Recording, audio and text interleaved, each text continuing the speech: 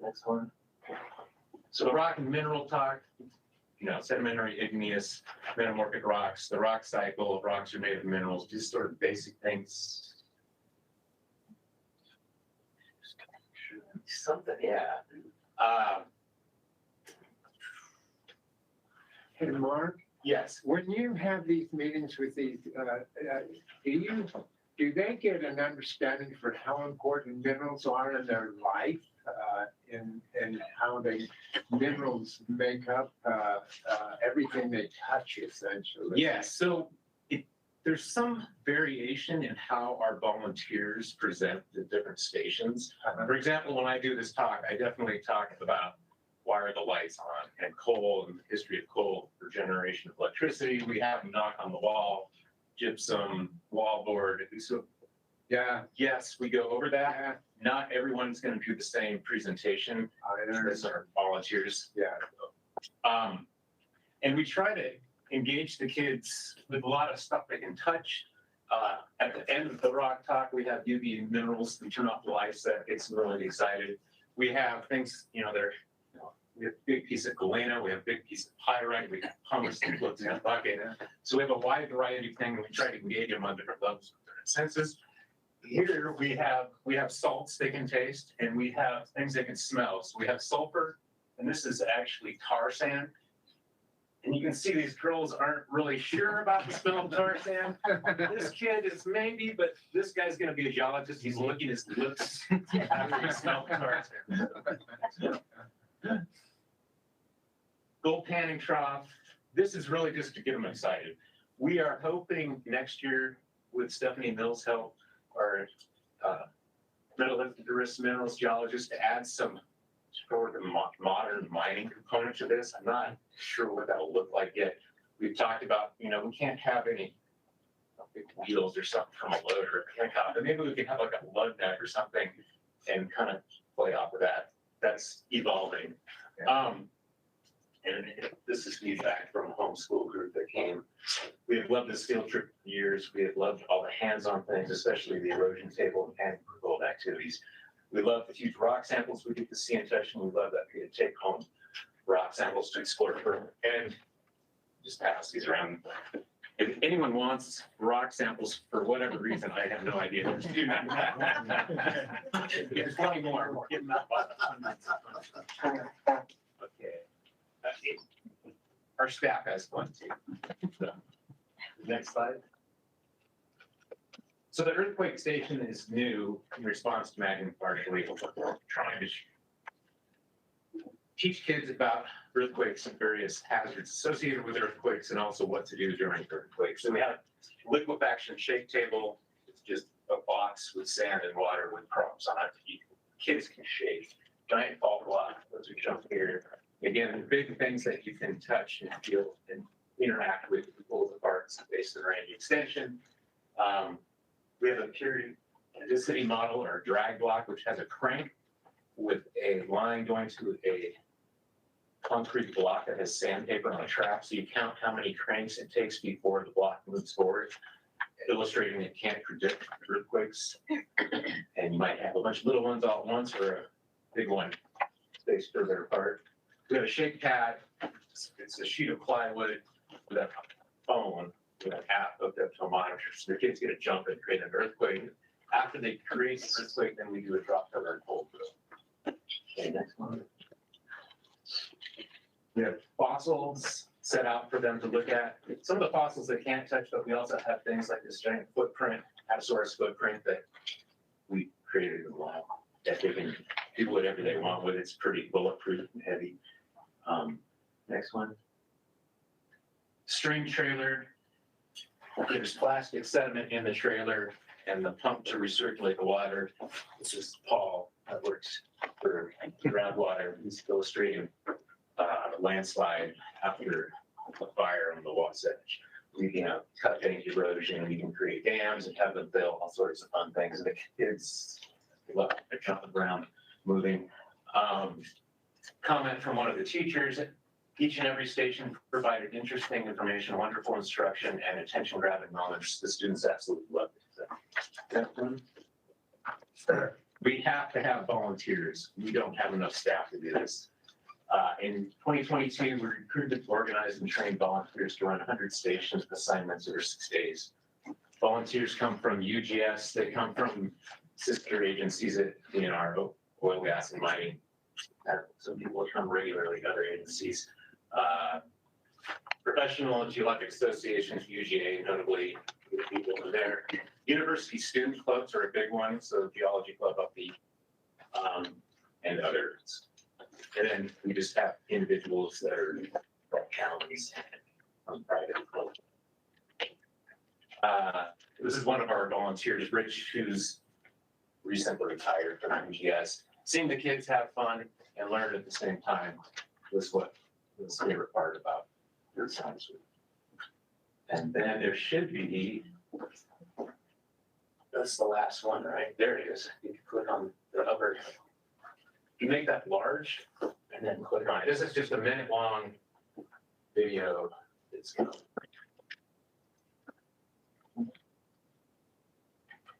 That might not be being shared online. It Turn doesn't. it over, hang on a second. To not do it. Any questions?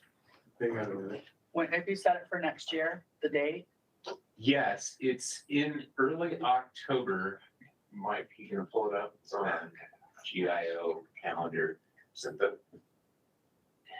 don't remember. Hang on, if you don't mind, folks, I'm gonna get this shared to you. Yeah, it'll start likely on Monday, October 2nd, go through Thursday of that week, so the 2nd through the 5th. And then the following Monday, the 9th, is Columbus Day, but then we start up on Tuesday, the 10th again, and go through the 12th. And For 2 weeks. So a total of Spread over 2 weeks. 4, 5, 6, 7 days. Sort of. And we had schools this year from as far away as Price and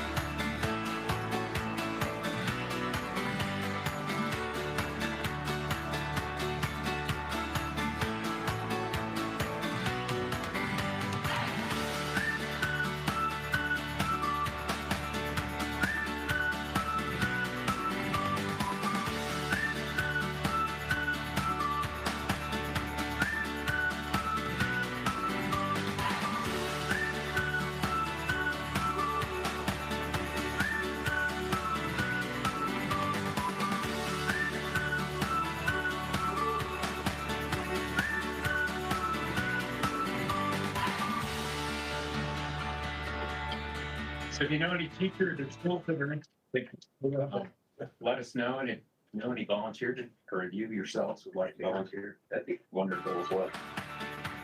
How do schools get involved? Like, how do you keep people or? I get repeat people. Prior to the pandemic, we had a list.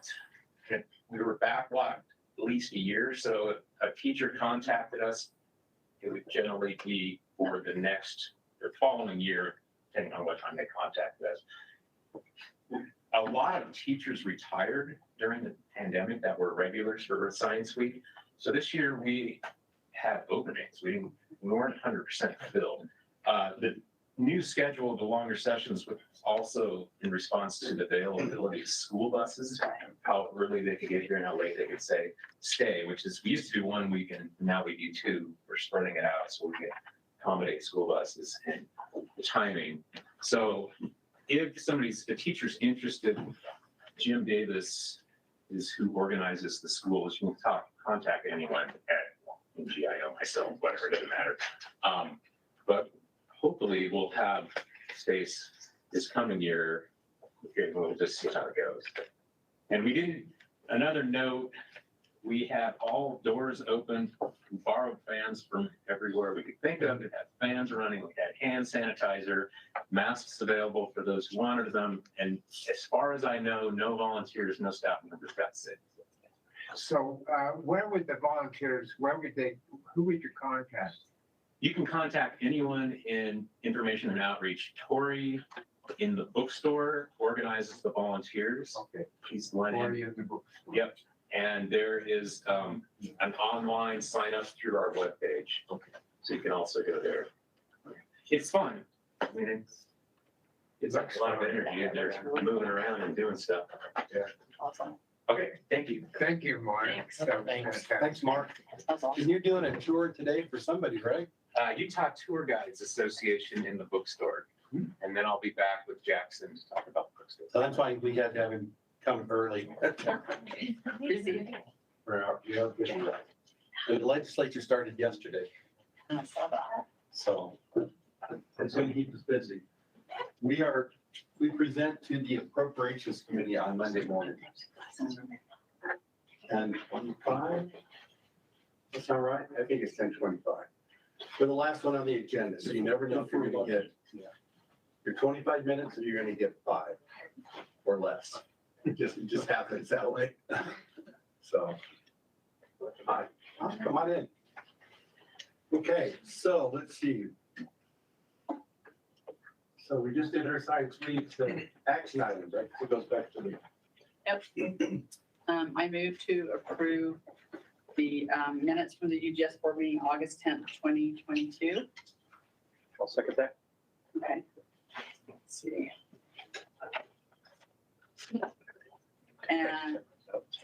And all votes. Aye. Aye. Any? Good, right? Thank you. Any nay? Vote to approve the minutes from the UGS board meeting on August 10th, 2022. Also move to seek formal approval of the project proposal since our last meeting.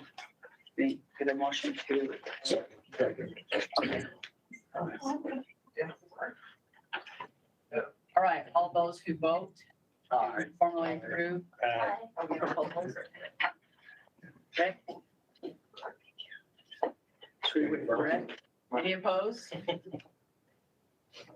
Okay, unanimous vote to formally approve the project proposal since the last meeting.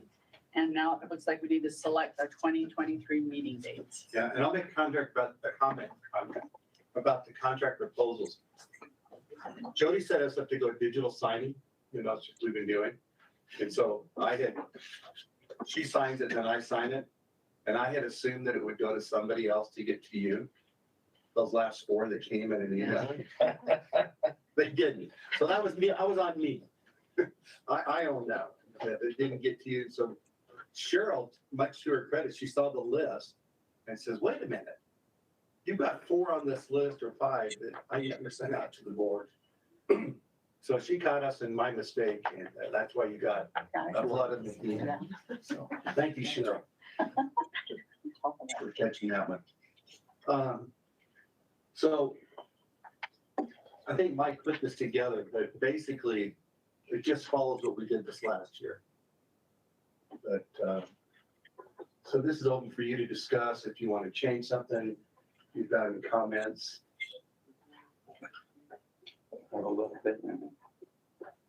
So do we need to choose the topic of the field trip today? We don't, we can do that in our April meeting, but I wanted you to, is there a place you want to go? Is there something you want to see? Is there? I think we talked one time about going up to northeast Utah or northwest Utah, Box Elder County or something. Is that still, is there Sure. any interest in that? There's mapping needs, I guess, over the Newfies, and I think there's others that they were trying to get mapped over there as well, right? Is that? Yeah, it could be. I mean, that would be a Don Clark thing. I'm here. He's here, yeah. Oh, there's Don. Hey, Don. Wouldn't that be you? That's not him, that would be me, yeah, we did it a few years back, but we could do it. We went to Ground Creek, the Newfies got mapped by USGS, and that maps out, but we certainly could look at some of that stuff. I'm just not that familiar with it personally, but. We're also putting a lot of money into CO2 research in this little bit, in the Uinta Basin and down in southwestern Utah. Yeah, down in the Cedar City area. That's a good idea. Should that last date be 2024? Yeah. Yes. I'll own that one too. That's my mistake. Yes, that'd be 2024. That's basically the same week, a year from now. Drilling is also accelerating in the Uinta Basin in a different phase where you have just really big multi-well pads going in. I don't know if you guys are all super familiar with that too. Got that kind of that cube drilling that. A lot of cube drilling now. So it's just a new phase. The frac jobs are also bigger, where they're pumping 2 wells at once. They call it double barrel. Wanted to see that. So I don't know, you can decide today or you can think about it and decide in April. Like, it's up to you.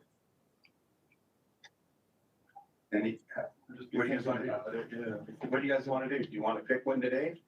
Do you want to wait till April to pick a date? And they also found interesting in carbon sequestration. We have seen a lot of proposals that have been talking about that too. Yeah, I could probably combo that up with something else too. Yeah. Depending what we want to see. certainly can. There's always good stuff to see in the Cedar City area. We've got the Iron Mountain Mine. See, that project down there involves the mine itself. If you don't remember, that was a DOE project where they're mining it, they want to process it. And then when they burn the natural gas, byproducts are CO2, which would need to be sequestered. There could also be some hydrogen produced out of that as well, which then can be captured. Not that there's any operations to see. I mean, the mine itself is an operation that could be seen. And then you'd have to go find some rocks that are looking at for sequestration would be like the Navajo. We would just need to find some Navajo outcrops to look at. Which shouldn't be hard. I mean, you got nice outcrops right there at the Parowan Gap area. Yeah, the Parowan Gap, that's a good one. Who has not been to the Parowan Gap? Okay, everybody's been to the Parowan Gap, okay. It's fun. You've not been one. Okay. You also have a lot of core that's coming out confidential, like big cores that I know there's a lot of interest in. You guys have all probably seen a lot of the cores they had laid out, new cores they're taking.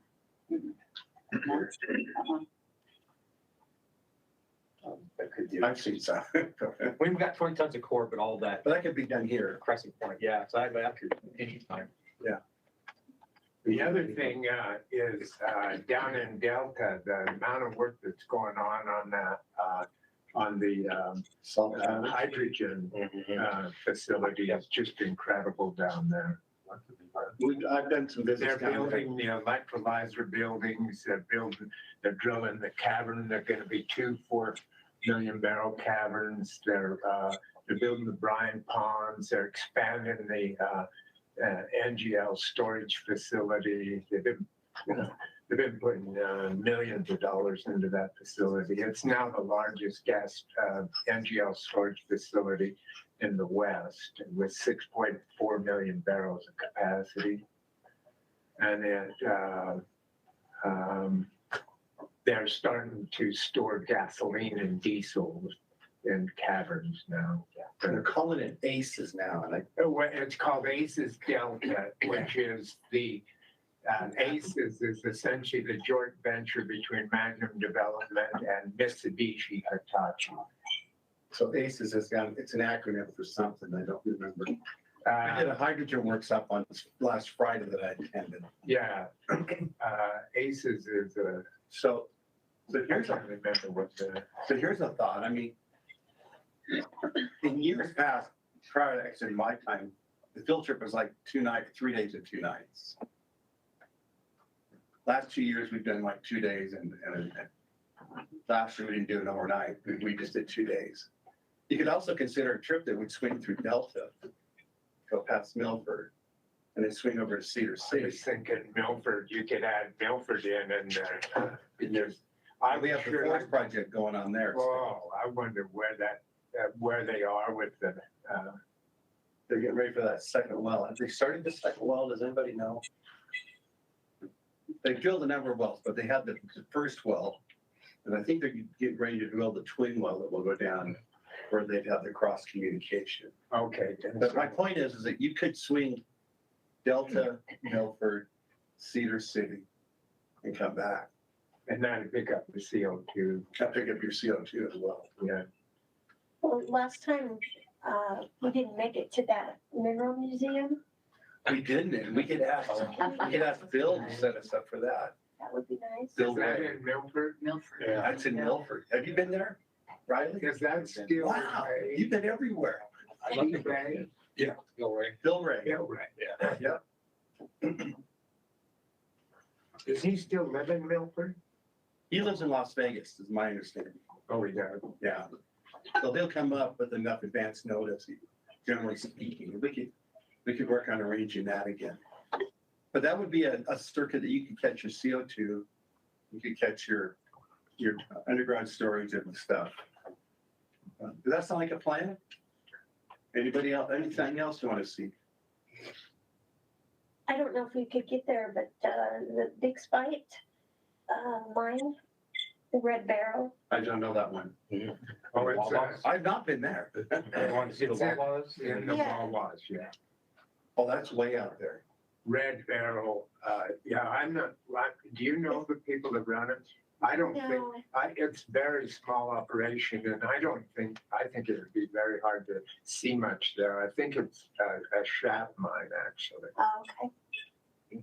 That's my understanding. Yeah, Kennecott had rights to that for a while. I made an agreement with the family. Is it a shaft? It is, it's underground. Yeah, it's underground and I don't think MSHA had ever let a group of people in it because I'm not sure how, it's run by a small group and I'm not sure how well maintained it is. Well, let's think about that then. We'll work on that and we'll come back in April and see what we've been able to put together.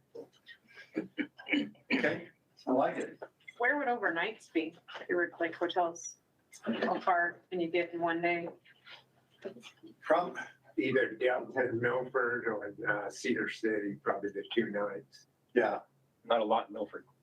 No, Yeah. not Delta either.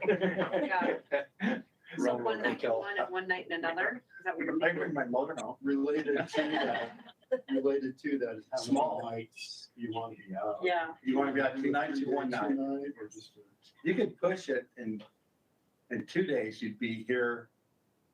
You'd almost spend a night, you'd almost push all the way to Cedar City. And then spend a day there and then come back late, or you could do it 2 days. So if you left here at Keach, you'd be in Delta at 10 and You can do most of that you'd stuff. be in Milford probably noon. Yeah, Yeah, you can still make it to Cedar City in a day. you could Yeah. do your stop in Delta in an hour. Yeah, I think what would be interesting to do is, what you could do is we could talk to John Finlinson that runs the Intermountain Power Plant, and he could take us on a tour up on their upper deck, and we look at all that development off of their 17th floor. Off of that I've been upper, up there. That's good. That's a good view. That'd be cool. yeah, it's a spectacular view. Yeah, you were, I think, I did one with one of our legislators. Yeah. And he had. and then on the way down, they're still running that coal plant. We could stop on the 13th floor and look in the boiler, which is really a cool experience. So that's what I was thinking. I was thinking of replicating that trip. So, yeah, we could do that. And We probably spend the night in Cedar City is my guess. Yeah. And we wouldn't need to, John Finlinson, I know would accommodate us. He's really a great guy. I rely on you to make a contact. I'll do it. Oh, no, Thank I you. can do that. I'd be glad to Wonderful. set Thank you. that portion of it up. Okay. That'd be And then, I can do probably I can talk to Magnum and I can do the presentation, just hands waving over what's going on this side. wonderful. So you're going right through there. If you wanted to stop at the Ash Grove cement plant there, The Livington. Wilmington. Yeah. And, non-metal mining and all they got going on.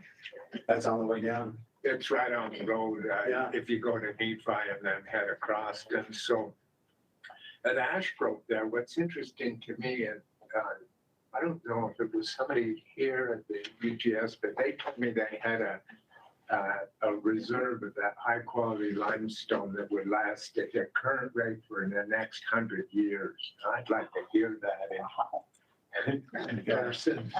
Well, they've exposed so much vertically. That is a vertical Yeah. thing.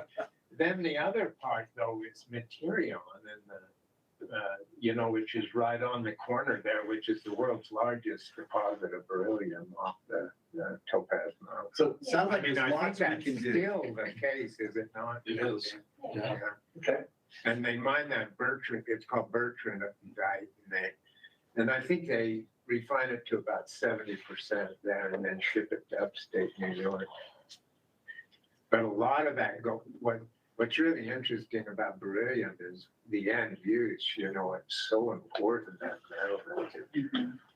Well, so it I sounds think like that- there's a big grab step we want. You remember that shuttle with those chips on the front, the tiles, they call them, heat tiles, they were beryllium based shuttle. out of Utah. They're pretty cool. Okay, sounds like we have a plan. And we'll look at whether it's gonna take 2 or 3 days. But we would probably target Cedar City, Cheryl, as a place to stay. Sounds good to me. Anything else on that?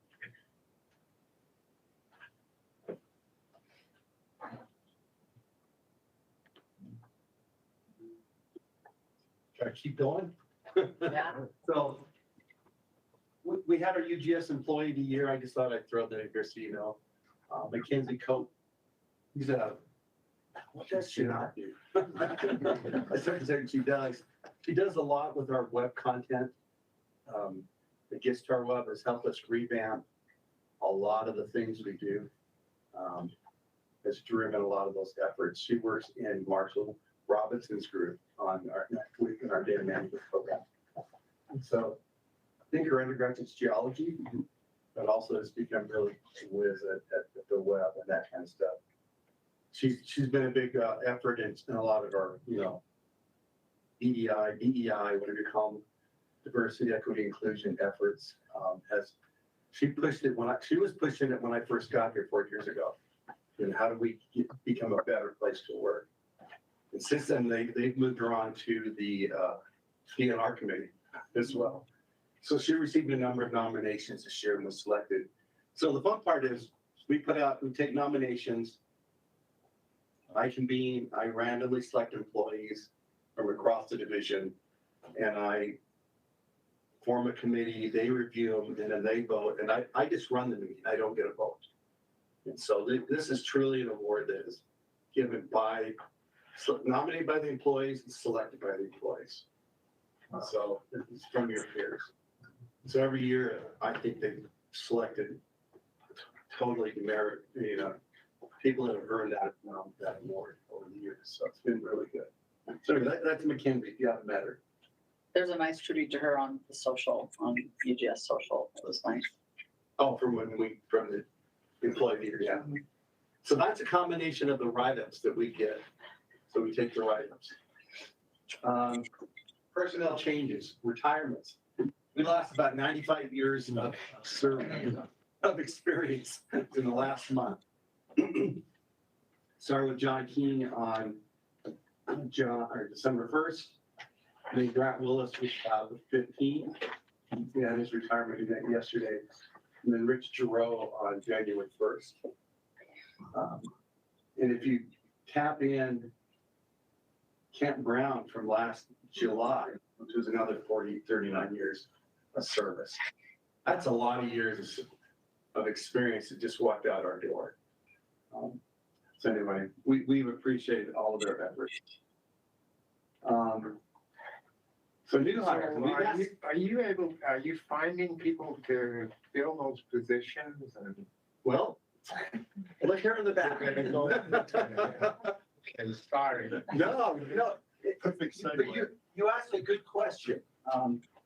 Because it's, I attend a fair amount of meetings over the course of the year with the association, did I get that right? Association of American Yes. State Geologists. It's the opposite of the American Association. And a lot of my fellow state geologists have often complained that they have a hard time getting people to apply. We don't have that problem, generally speaking. We get a lot of applicants and we tend to be able to choose some really good people. And that, it's, I made that comment in a meeting, somebody goes, yeah, but you're in Utah. Well, yeah.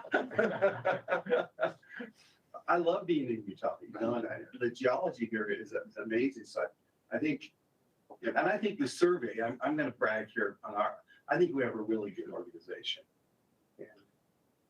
And it attracts people to be here. So you met Jeremiah before last year. But in the back, I'll just have it. So Winnie, can you stand up, Winnie? I'm just going to follow the order I put him on here. So this is Winnie. Do you want to say anything about yourself, Winnie? Yes, good morning, everyone. So I'm so proud of myself to be a part of DNR and UGS. We have great managers here and everyone's so nice. So my major responsibility here is support the staff and manager to have UGS accounts payable, receivable, travel reimbursements, and grant management, and make sure the ship runs well. Thank you. And she does a good job. We're glad to have. You started September last year? August. August, I keep getting it wrong. But yeah, in August. It was right after the board meeting. Yeah. And then in mapping, you know, we lost. 70 years. Oh, I forgot to include Bob Beek in that. Oh, yeah. Beek. We're pushing 150 plus years in the mapping world. And so so far we've made 2 hires. Do you want me to do some, Don? Sure. Yeah, I'm studying for Stefan this morning. He's in Reno at a workshop, but we're going through this big transition in mapping, and it's a big change. And if we go back a couple of years, we include Doug Sprinkle, Bob Beek, and then the 3 more that happened this year. That's 5 people.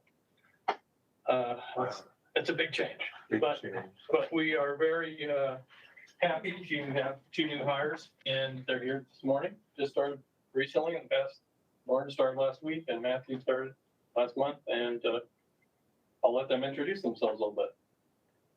Matthew, Sure.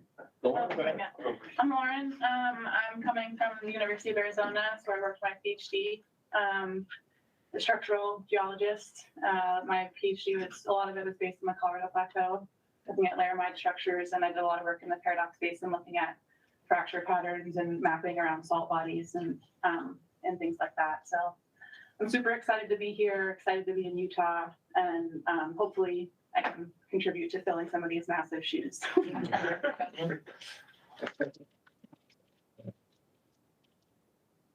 And everyone tells me that Lauren loves being out in the field.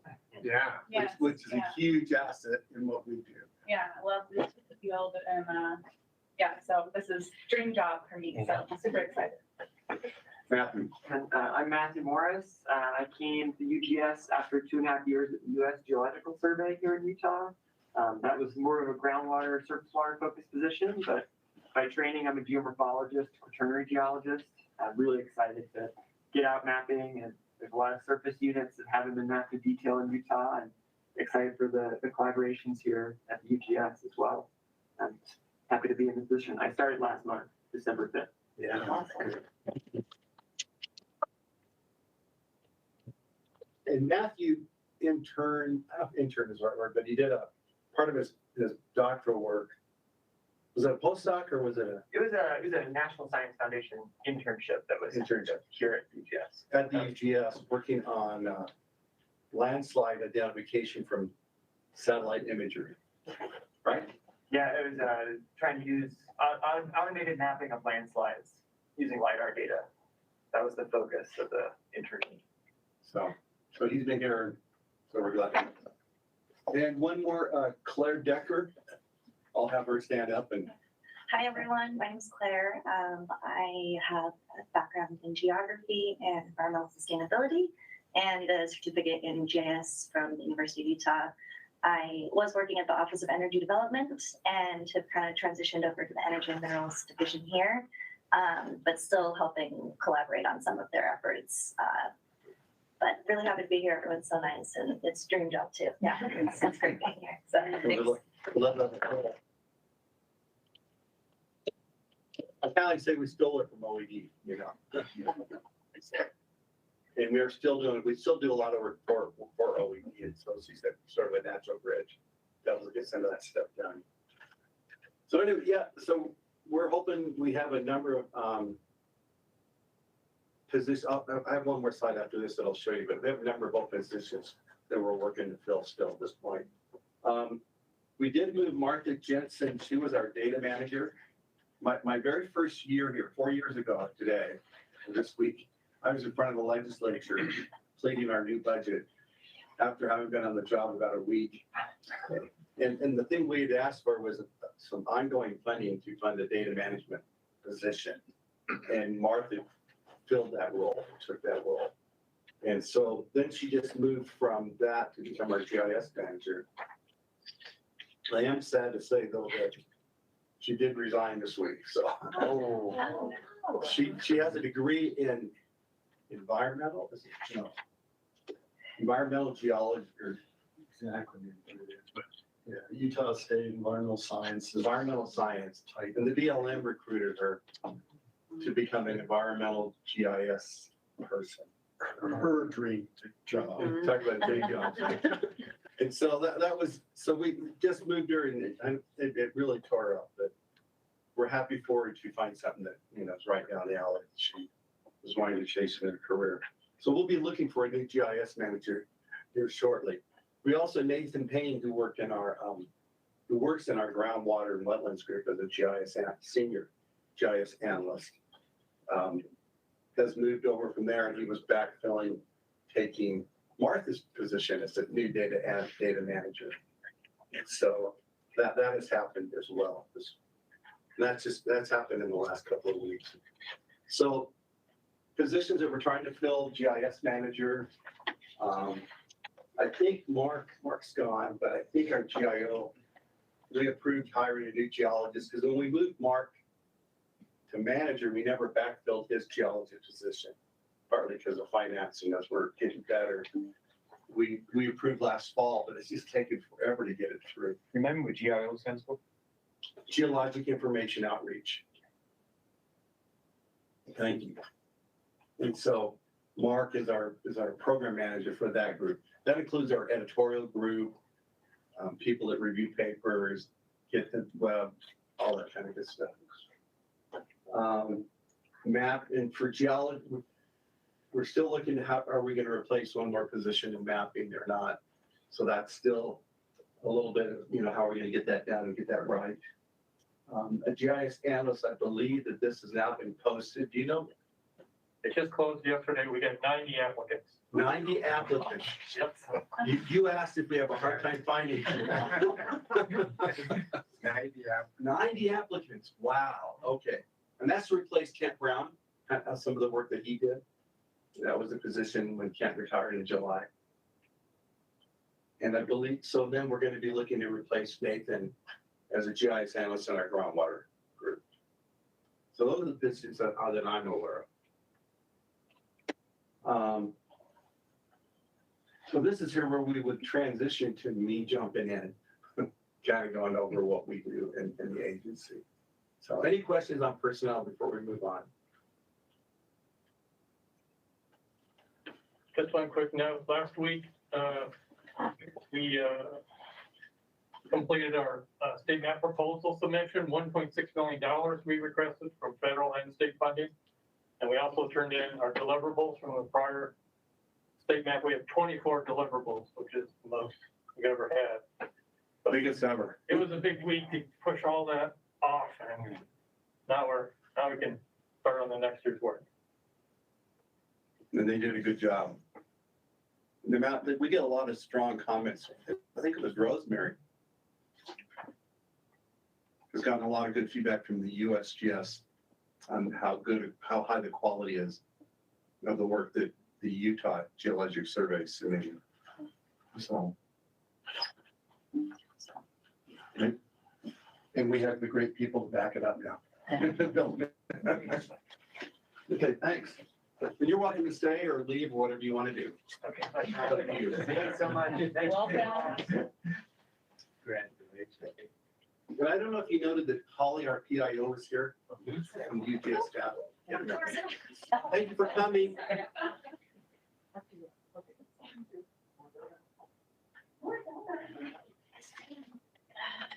Thanks. Be it flattered. We're excited about our new staff. Wow. Energy, enthusiasm, and talent. Yeah. Wow, that's what counts. Okay. So let's jump right in here. So I've just got, I think this follows the order that they're in the directives notes, if you had a chance to read it. Energy Minerals gets a lot of interest in going in all the things they do. Everything from carbon sequestration, hydrogen hubs. There's a number of proposals that we're working with the University of Utah on hydrogen. There's a new DOE proposal out. It's directly targeting what surveys can do. And so we'll bring the EGI, the Imaging Geoscience Institute, in to help us as opposed to them bringing us in to help them on that one. Carbon capture like I said, the project down in Iron County, the Iron County is a public and private sector project. The geothermal project in Genius that we're working on, that is the state of Nevada, it's Utah, it's a number of federal agencies and energy labs and private sector companies. And that's a project where they're looking for hidden resources underground, a lot of geothermal, that chase when you got the geothermal springs.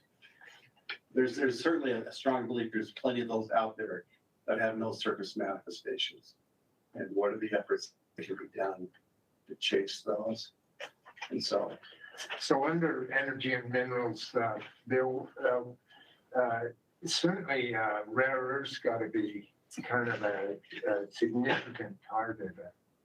It is, and I'll talk about that in a minute. Okay. Yeah. The rare earth elements are definitely, there's several things that have gone on. Just this last summer, we had a couple of interns here from the University of Utah on a project we're working with. And they pulled all of our coal cores, all of them. And I don't know what I don't remember the tool they were using, but they were scanning every log, looking for certain mineral compositions. Yeah.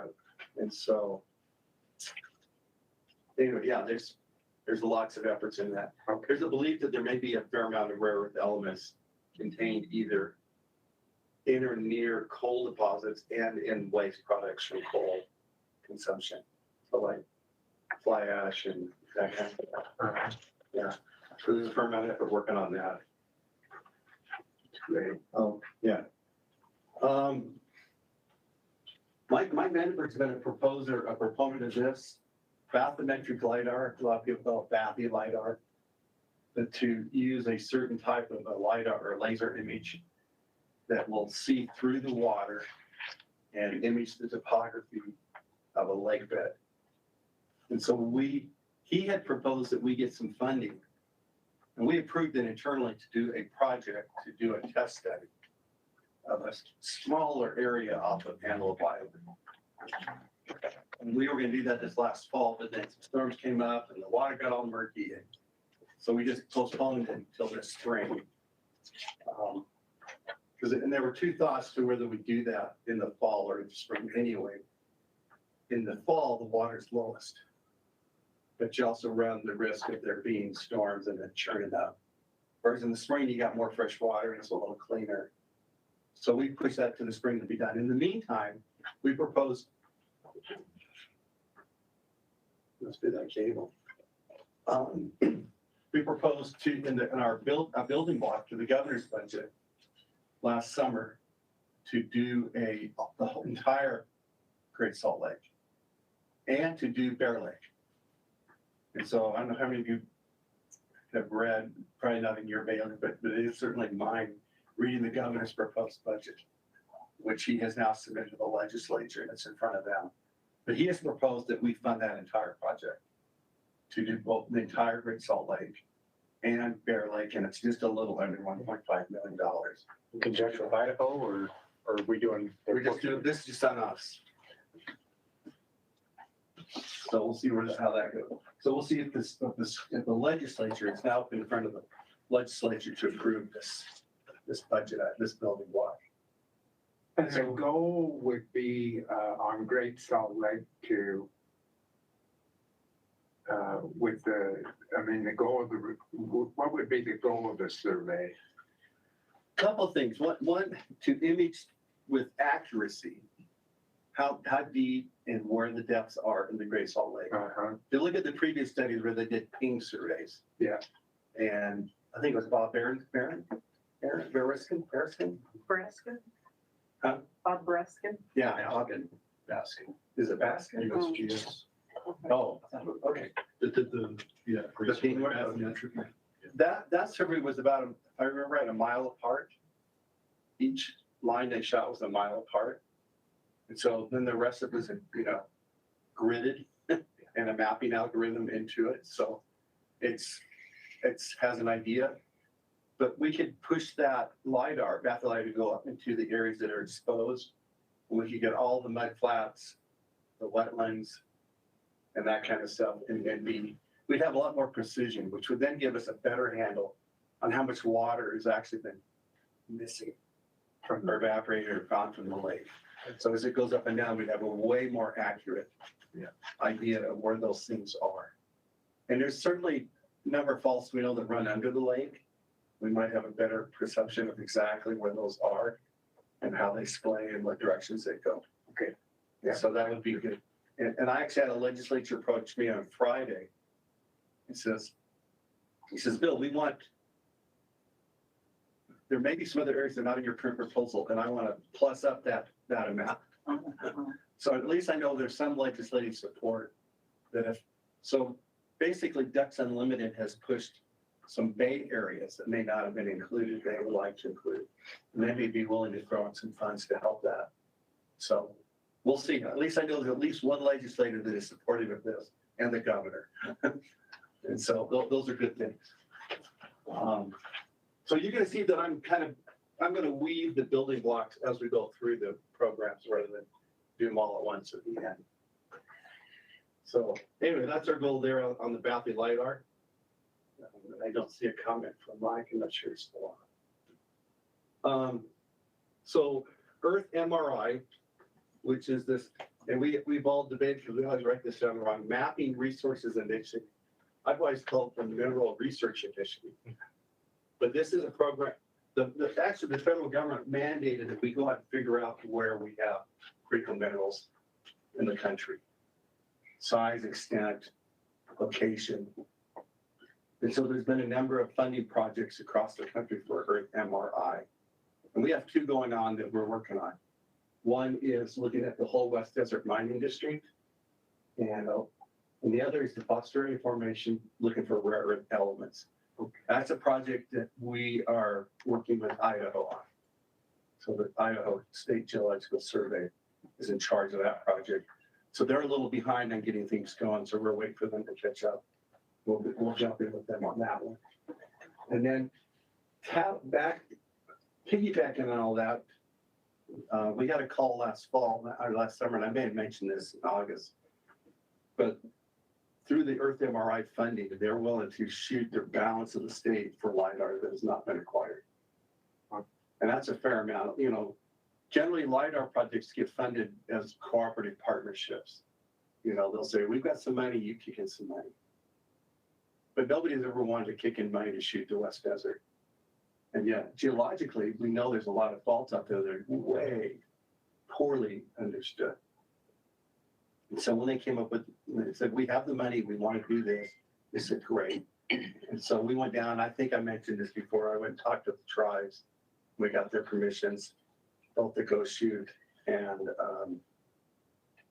the Southern Paiute tribe.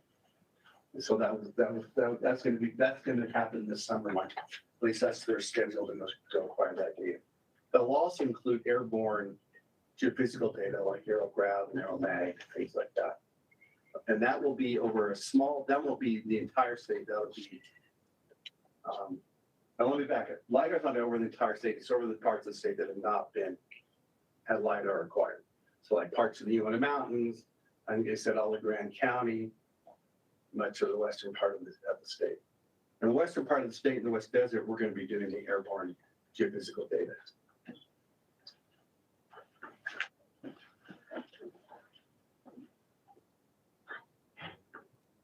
And as we continue to work on the Forge project, Ingenious, which I described earlier what that is. We're doing some updated reports. We hope to have enough for the legislature, probably not going to make it, on geothermal resources in Utah. So that's being written and updated and revised right now. And there's a second one, the very popular critical minerals of Utah report that we put out a couple of years ago has already been being updated. In fact, it's been through Mike, and I got an email yesterday that it's ready for my review. So that is really close to being done. Because the feds change what are defined as critical minerals. And so they drop some and they added some. And so. That's Stephanie and Andrew. Stephanie and Andrew. Yeah.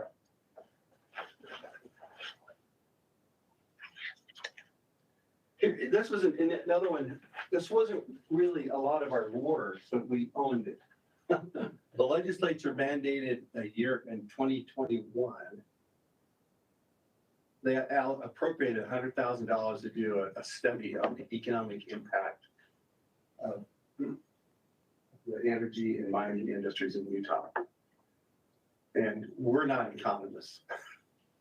So we partnered with OED to contracted the university, or Utah State University, to do a report on that. And so when they got done with it, we did run it through our internal UGS editorial review, which sent it off to an outside reviewer. We took a strong look at it, and the economists at the Utah State revised it. And we put this out, and this is available. You can go find it online. We put out a press release on this, and there were a few articles. You may have seen them that talked about it contributes like 10% to the state's economy and 20% of the taxes. That's a big deal. Yeah, it's a big deal. You know, someone told me the tourism business, if I could say that, something like 3%. That puts it in context. We've also were tasked to do a resource assessment. There's a lot of land exchanges going on because of the new declarations of the barriers. So we get tasked to assess all those lands that the state is going to be trading out. And so that has been done and delivered. Again, that'd be Andrew and Stephanie. Flipping over to hazards. I think I said yesterday in the meeting that with the Natural Resources Council for the state, landslides are on our minds. You know, we see what's happening in California right now, and it's only a matter of time before it starts to happen here. Because if we've had a lot of snow on the mountain, we've also had a lot of rain, which saturates our soils. We've had a couple of reports already. I know that Greg McDonald and I think Miss Thacker in Springfield today. I think it's today they're going out, or tomorrow, I can't remember. Reported a big boulder that came down off of a mountain. He said it was about half the size of a V-dub bug. And came through someone's yard, and then I think it grazed somebody's house and hit a street. You know, those things are going to happen. And we got asked, and so I talked to Greg McDonald, who's covering the landslide stuff now. There's about 115 landslides that we actively monitor every spring in the state of Utah. And we have a map and a list of those. So. Is the thistle slide still on that list? I don't know. That's a good question. Yeah. Because it's pretty stable, I think, down there. Yeah, I bet it is. I'll bet it's on the list to monitor. It is slow ongoing. Yeah, And there are at least, there's just to the west, I guess it would be downstream. Yeah. That have been more active recently. So yeah, I know those power lines get real, they replace them every once in a while because the poles tip, because they're built across some creeks there. It's that, North- this is what that and that's transformation. north. That's just north. Yeah. Anyway, so that's active stuff that they're working on. They're working on some updated hazard maps across Utah County.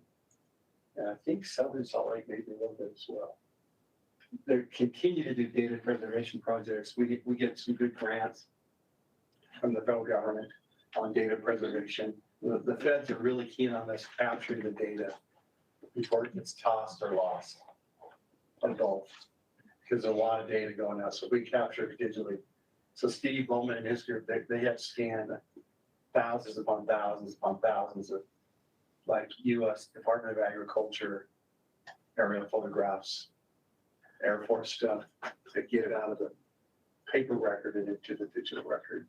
So we continue. So how is the digital record saved? Is it saved on, We're using cloud storage now. okay, it's cloud storage. Yeah. We've had to expand to that because that database got completely rewritten a year ago and has been updated. All right, so you can access all that stuff through our web pages. So I looked at some old photographs from where I lived down in Cedar County because I want to see what something looked like in the 1950s. And there it was, I found it. Oh,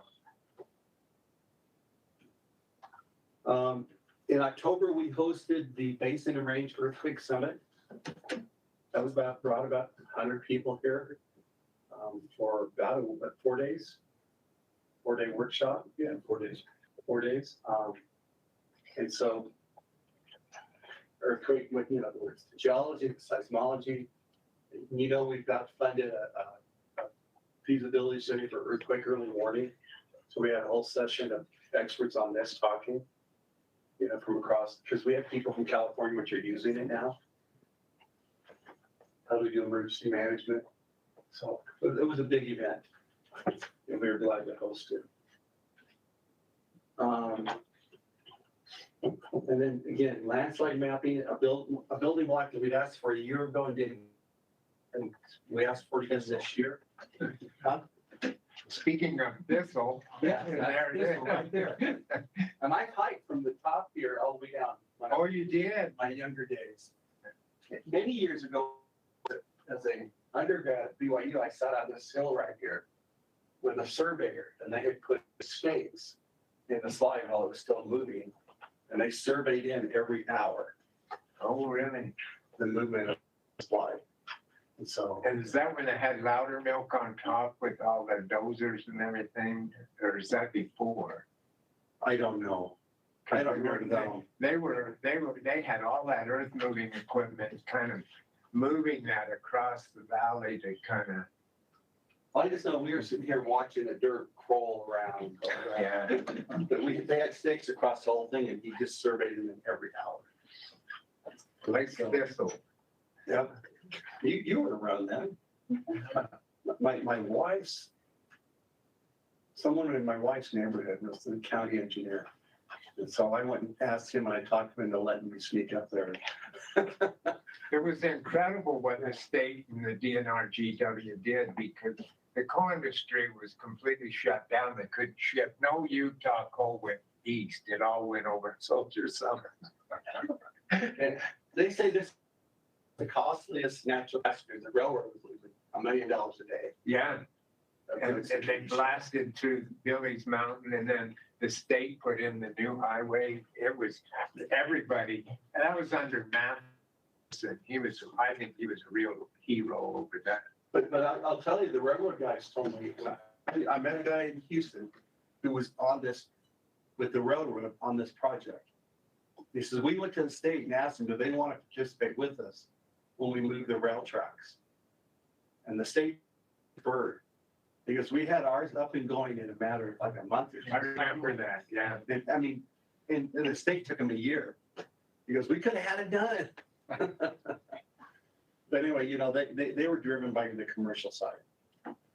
And then Billy's Mountain, where the cut went through, was all owned by Robert Redford. Really? Yeah. I did not know that. So they were held hostage. So years later, UGA hosted a field trip that I went on, where we came across this horizontal slick and slides. It was kind of fun. So we asked for a building block last year. We didn't get it. This year, it's in the governor's proposed budget to fund this position. Last year, it was in the governor's proposed budget. The Appropriations Committee at the natural resource level approved and gave us a second position, but it didn't make it through the Executive Appropriations Committee. So it's not done, but it's in the proposed budget at this time. Groundwater. Our people spend, I don't know how much time in meetings on the Great Salt Lake. We respond a lot. We did our field trip out there. We saw some of the issues going on. But we're involved at multiple levels on projects here, everywhere from understanding the role of groundwater. The funds went to the USGS, but we're doing a lot of the work for the USGS on understanding the role of groundwater in the Great Salt Lake. Hugh likes to point out here that Hugh's our program manager, Hugh Furlow. Since 2020, we've had 5 new employees. And these are the ones, we had 1 year for a hydrogeologist, 200 applicants. And then another time, 120. It's like, good place to work. But even so, I keep telling Hugh that in my perception, groundwater is the program that's going to continue to grow. And it's going to grow at the fastest pace just because of the needs in the state. It's lake level. I mean, I always heard in the 60s when I was a student that basically the lake level increased, responded to heavy snowfalls about 18 months. It took groundwater from heavy snowfalls about 18 months to respond to the Great Salt Lake or to reflect in the Great Salt Lake. Has anybody else heard that? I don't know. I know if you look at the lake level, it's about 14 inches higher now than it was in October, so. It's come up, But that's mostly runoff still. yeah, that's runoff. Yeah. And that's more than it came up all Right, but last we won't year. see, you know, except for the person, the monitoring wells, you won't see the groundwater quite so fast. Yeah, that's what he's saying, That's about what I was 18 saying. months. It was about 18 months when you got a real heavy snowpack and the groundwater levels took about 18 months to kind of reflect. Recharge the aquifers. Yeah, So what's interesting it's is, interesting to me. but we'll find out, we're monitoring a lot of wells, and the US Geological Survey also manages a lot of wells. And there are water dashboards out there that the USGS manages. I sure love to hear the answer to that. Yeah. We can ask our guys. Because there's good snowfall up there in the whole mountains. That's what everyone tells me. I'm trying to stay away. I'm not a skier. Yeah, this 143 inches in January so far. Man. And how much of that is considered water? They're saying that it's 15 inches of water. Yeah. So you're already at 85% of your yearly water pack. Yeah. That's great. We're not seeing I the hope it reservoirs yet. continues. The runoff, like they say, Lake Powell hasn't come up yet. Yeah, and you know, I read that, but I was thinking, well, you know, the snowpack in Utah and Colorado and up in northern Wyoming, feeding the Green River and everything, when that starts coming down, That's when we'll see it. that's when we should see it. What I Less than you think. I think it's going to hit all the smaller reservoirs first. Everybody's going to try and retain all they can before they let it go to Powell. Yeah. And they want to refill. You know, I'm always keenly interested in the Severe River system because that's where I live. And I can tell you that. I am too, because it's so important to Sevier County. So you look at Otter Creek, Paiute, and Yuba Lake. And none of them are where they're still not yet to where they were at this time a year ago. So they're still in catch-up mode. Yeah, And that's because Riley find out about your catch-up. it's gotta keep going. Yeah. So related to that, what happens now is there's a tremendous amount of pressure on the division of water rights. And how do we allocate water in any given water basin? Who gets it and where? And so we've been engaged over the years to do water budget studies. You know, how much recharge is there and how much discharge is there in any system? And so in the last year, we actually finished up 2 kind of long ongoing projects, Goshen and in Joab counties, 2 different projects. And so and then what happens is that once we get that information, water rights then can use that to adjudicate who gets how much water where. So, and the end goal here is to protect groundwater systems, to understand groundwater systems better so they can be protected against mining. Yes, That's the. against water mining. Water mining, I mean, because this Goshen Valley, I remember a report that we listened to on that where the subsidence there was 8 and 10 inches in places from those big farms out there. And Enoch is 4 feet. And Enoch Yeah. is 4 feet. We went through all of that. Yeah. Gee, we've got to, it's just got to be stopped. It does. It's And got- so, but the state can't, the water rights people, they don't really have any teeth they don't have anything to back up their decisions That's right. until we get to science.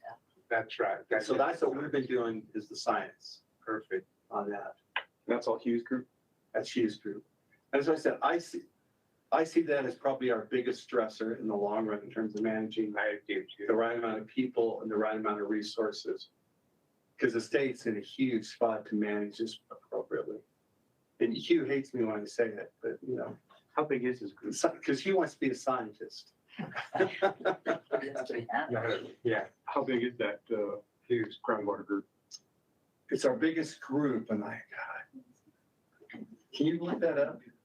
I think it's on my latest work chart. It's pushing, I want to say 15, 18. Okay. Somewhere there. You can find that number. If not, I'll find a little later. Wasn't that one of the positions you asked for last year was a full, Yeah, another? we did. Yeah. We asked for 2 and we hired those. Yeah. So it's right, 17. There, yeah, sounds about right. There you go. So, you know, when they talk about geological hazards, one of the things we should do is start talking about groundwater mining as a geologic hazard, because it really is. We looked at that subdivision down there, Cedar City, and that should be pointed out to the legislature, that groundwater mining. We have done that. Oh, you have? Okay. Yeah, I took, We probably will catch the grade. we'll continue. The last, I want to say last June. Last summer, at some point, I took Senator Vickers from Iron County out to Enoch in that subdivision. And I showed him the video and we walked him along that 4-foot escarpment where the water table's dropped over 100 feet. It was just astounding. So what's interesting, we had asked last year, and I'll talk about building blocks here in a moment, for a building block to bring in a person to analyze what we call INSAR data, which is satellite data that passes about every 28 days and does really precision measurements at ground elevations. So we have got a basin that's subsiding. The data is out there, it's available, and it's like the cost for the data is next to nothing. It's the processing of the data that takes time. So we asked for last year for a person to do that. We did not get it. It's in the budget this year. I'll talk about that here in a minute. It probably in a major way. Wetlands is also continuing to grow, and I'll talk a little bit more about some legislative actions related to it, but they're working wetlands from the montane levels all the way down to the Great Salt Lake. We're doing a couple big projects in Utah County up in the Wasatch back up in the Heber Valley area. So wetlands is doing a lot of work. In the last, let's see if I got this here, yeah. So in January of last year, or during the legislative session, House Bill 118, sponsored by Casey Snyder, who's a representative from Keach County, he actually provided some funding to do a feasibility study of what they call an in lieu fee program. What that means is if you're going to do construction and you may encroach in some wetlands, you typically have to go work with the Army Corps of Engineer and figure out what the mitigation efforts are, how much you got to spend. So if you've got a 10-acre development, and you've got a quarter of an acre that's going to be impacted. The current regulations, maybe that's the right word. You still have to figure out how you're going to mitigate that quarter acre and do it on your own. And so Representative Snyder said, let's look at, there's a couple of states that have what we call an in lieu fee program. You could pay a fee to the state, and then the state can collect those funds and redirect them to what they consider more important or major projects. And so we were asked to do a feasibility study on that, to deliver a report and progress report at the interim session in November, which we did, and then a final in June or May of this coming next year. Following that interim report, Representative Snyder then asked us to prepare a budget to fund an in lieu fee program, what it would look like over the next, say, 5 years. And so on the next slide, I'll show you that budget, what it looks like. But so we've actually given that information to him, and he may do what they call an RFA, a request for authorization to spend funds to kick off a program for an in lieu fee program. So that's Representative Snyder has asked. So our wetlands group has done that. So this is, they delivered their report, and then they scoped out what a program might look like, what it might cost to do it. And so the real question that comes to us is like, who does this program? Is this a UGS program? Is it something that goes through the DNR, kind of like the Watershed Restoration Initiative, which is handled at a higher level? Does it put you in a regulatory position? Maybe. And we've not been there. Right. And that's a question we've asked. The flip side to that is that the true wetland specialists in the state of Utah live in the UGS. You know, we stole, I say we steal people. We stole Becca Downard from DEQ a couple of years ago, get a true wetland specialist. And Diane clearly, Diane has been the most successful person in the state at attaining EPA funds to understand wetlands. But wouldn't the UGS just be the source of the critical data, and other departments in the natural resources would be the regulatory? Probably so. And that's what that's probably yet to be worked out. I think you would want to go that way. It kind of. I appreciate this is where I need your advice. You don't want to be the enforcers. Yeah, I don't. You want to be the scientist that You want to provide be the data. scientists that provide the refined data that support. Okay. And that's worth taking a note, put it in our notes. Cheryl, thank you. I'm sorry, we may have already done it, but yeah. And we've had that discussion. Scientists, you guys are. We've had that conversation. And do we want to get into that position? But we do know that the expertise is here. Yeah, the scientists are the best there is. And And kind of protect that pillar of knowledge. Yeah. And that's how we propose that maybe this land at the DNR level. And we become the science arm of that. Yeah. So anyway, but it's out there, and the representative he can do what he wants with that in making that proposal. So building blocks. The governor. Gordy keeps walking over, and it's really making me nervous. Oh, I'm being careful. I'm being careful. Well, thank you. If I fall, you're mentally prepared to deal with it already, right? Yeah. We had put together a building block to come out of the UGS on groundwater stuff. And we were asked to combine our building blocks with water, division of water rights when it came to water. So you won't see a building block that came out of the Utah Geological Survey on water, because it got melded into a larger chunk with the division of water rights. So if you were to go look at the governor's budget, you'll see a line item that says enhanced groundwater surveillance and investigations. And there's a chunk of money under what they call one time and a chunk of money under ongoing. And the governor included in his budget everything that we actually asked for. We'll see if we get it, but 1/3 of all the bills this year have to do with water. They're in front of the legislature. It's a big deal. There's an emergency meeting tomorrow to investigate salinity in the Great Salt Lake. You know, there's just stuff going on every day, every week. Like I said, Hugh's feeling, I think, overwhelmed. Really a lot going on. But here's how it broke down. So here's what the Division of Water Rights asked for. And here's what we asked for. So you'll see in terms of one-time money, there's a line item in there for everything we asked for, plus what we think we get from the feds. So, and then all of this is in the governor's proposed budget as well. Everything we've asked for. So we'll see where it goes. But the governor is a big fan of us starting to monitor, get that INSAR type data that we can monitor and alert. If we give a heads up to an area before they totally overpump it, that would be a big deal.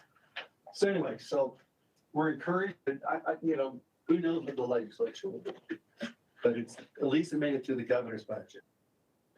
Now, when I said I took Senator Vickers down to Introductory, we also took a gentleman from the governor's office that funded the budget with us to go see what's going on.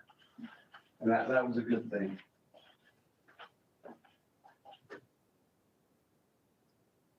So Hugh put it, you'll see in the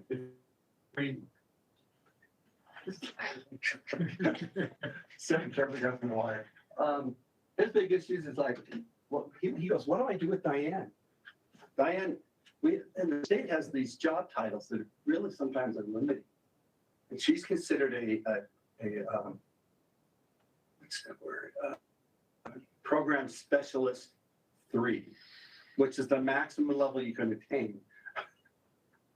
But she's way more than that. She's done a lot. And how do we go out and create a new position? That's what I do. That's what we may have to do.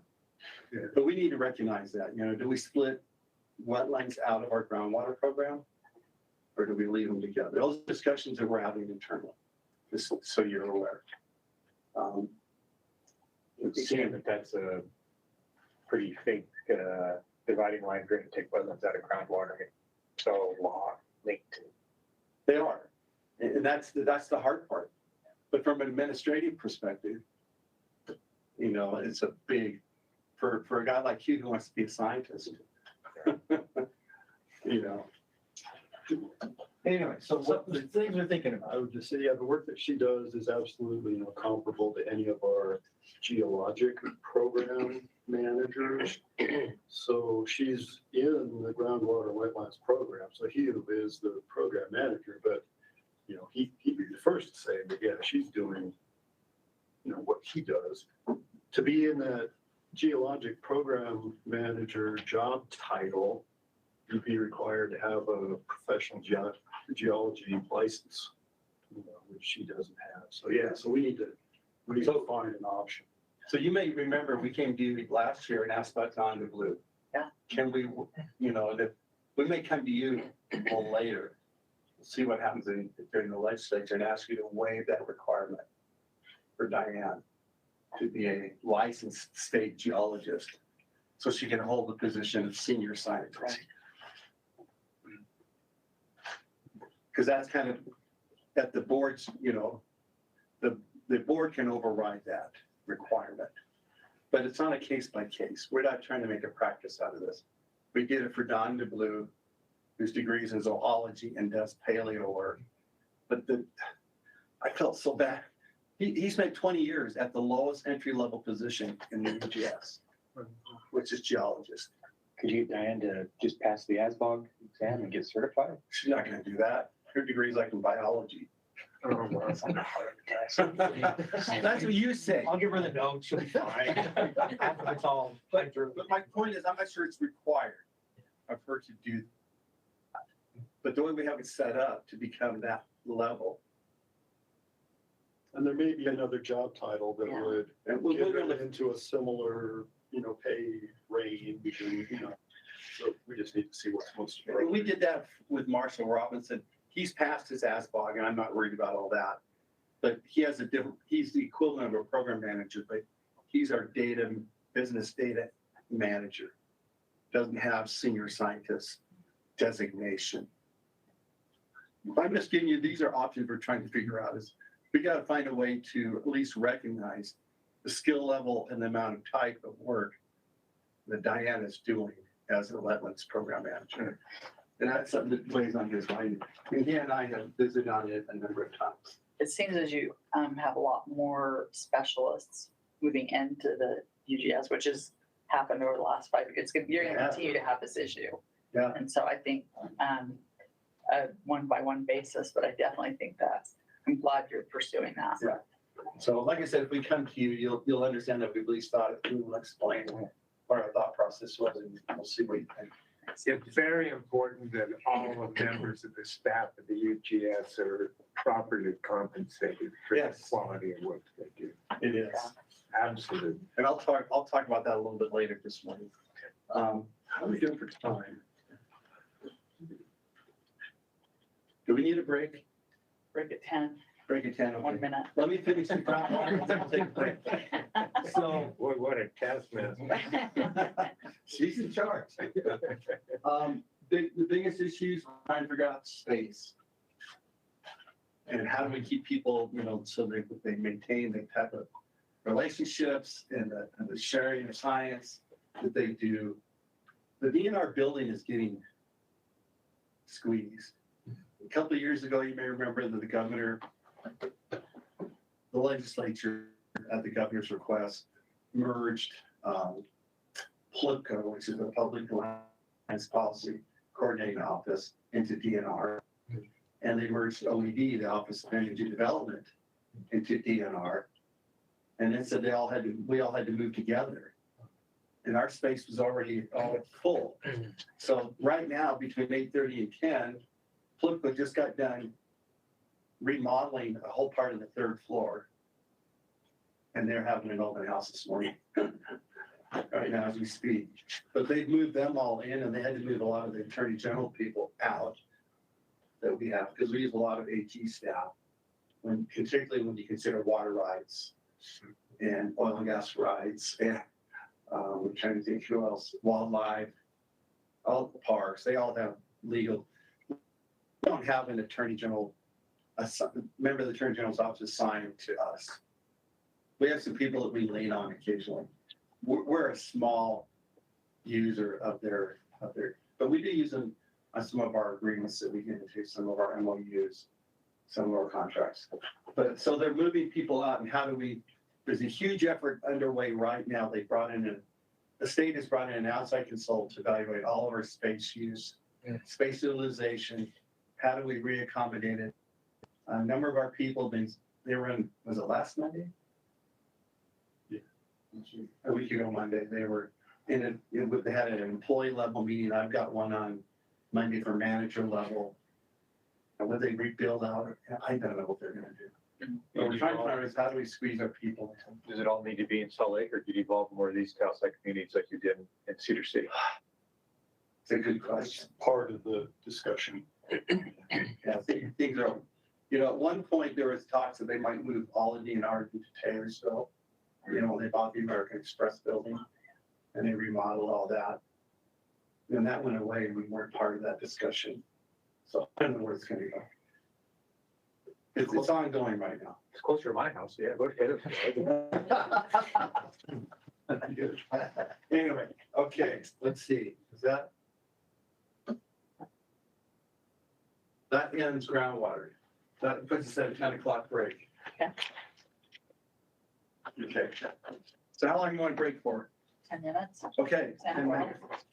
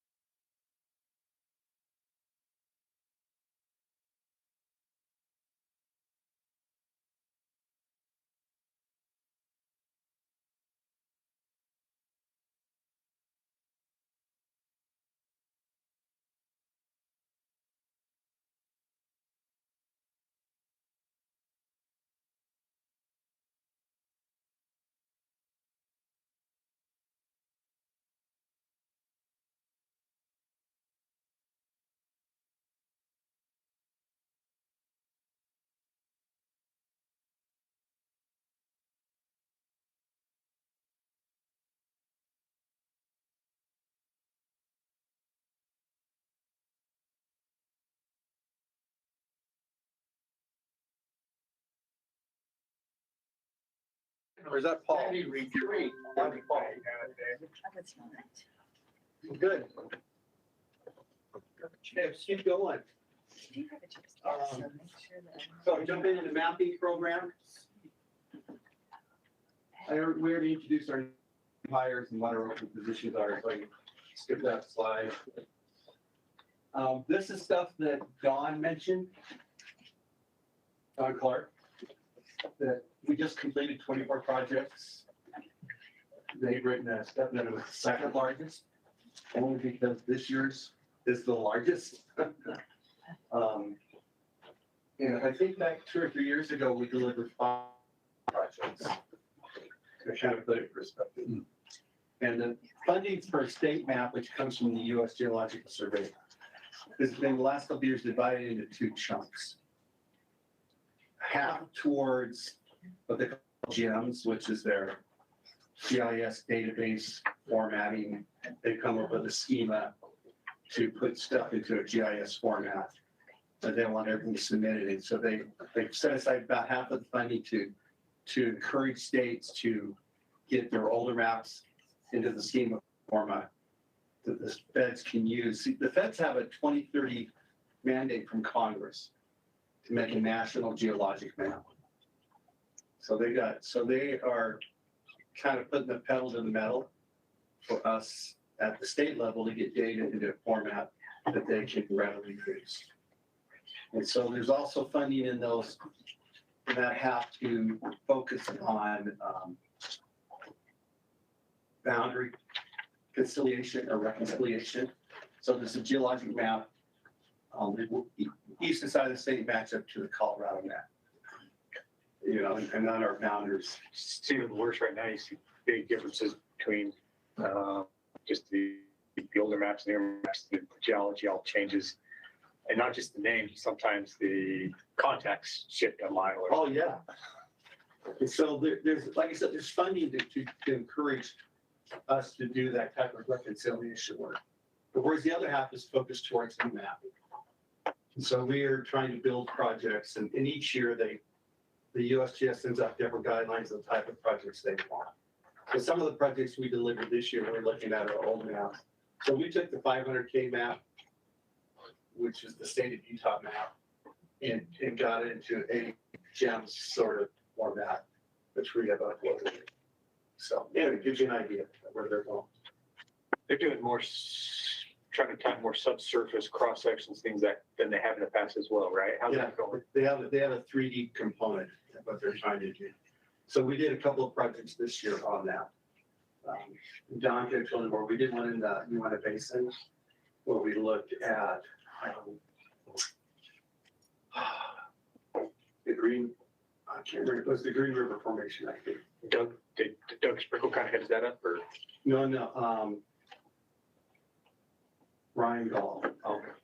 Yeah, he headed that up, trying to get that 3D work done.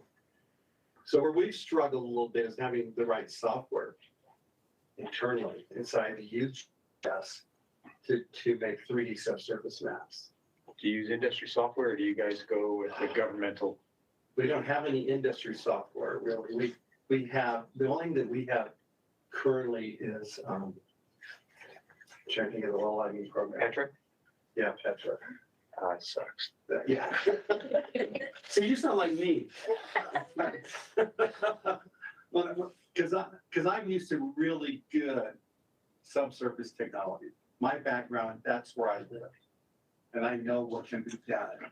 So when I look at tools like ArcGIS and their 3D mapping tools, they're really limited on their algorithms and what they can do. They're getting better, but it's what we're using right now.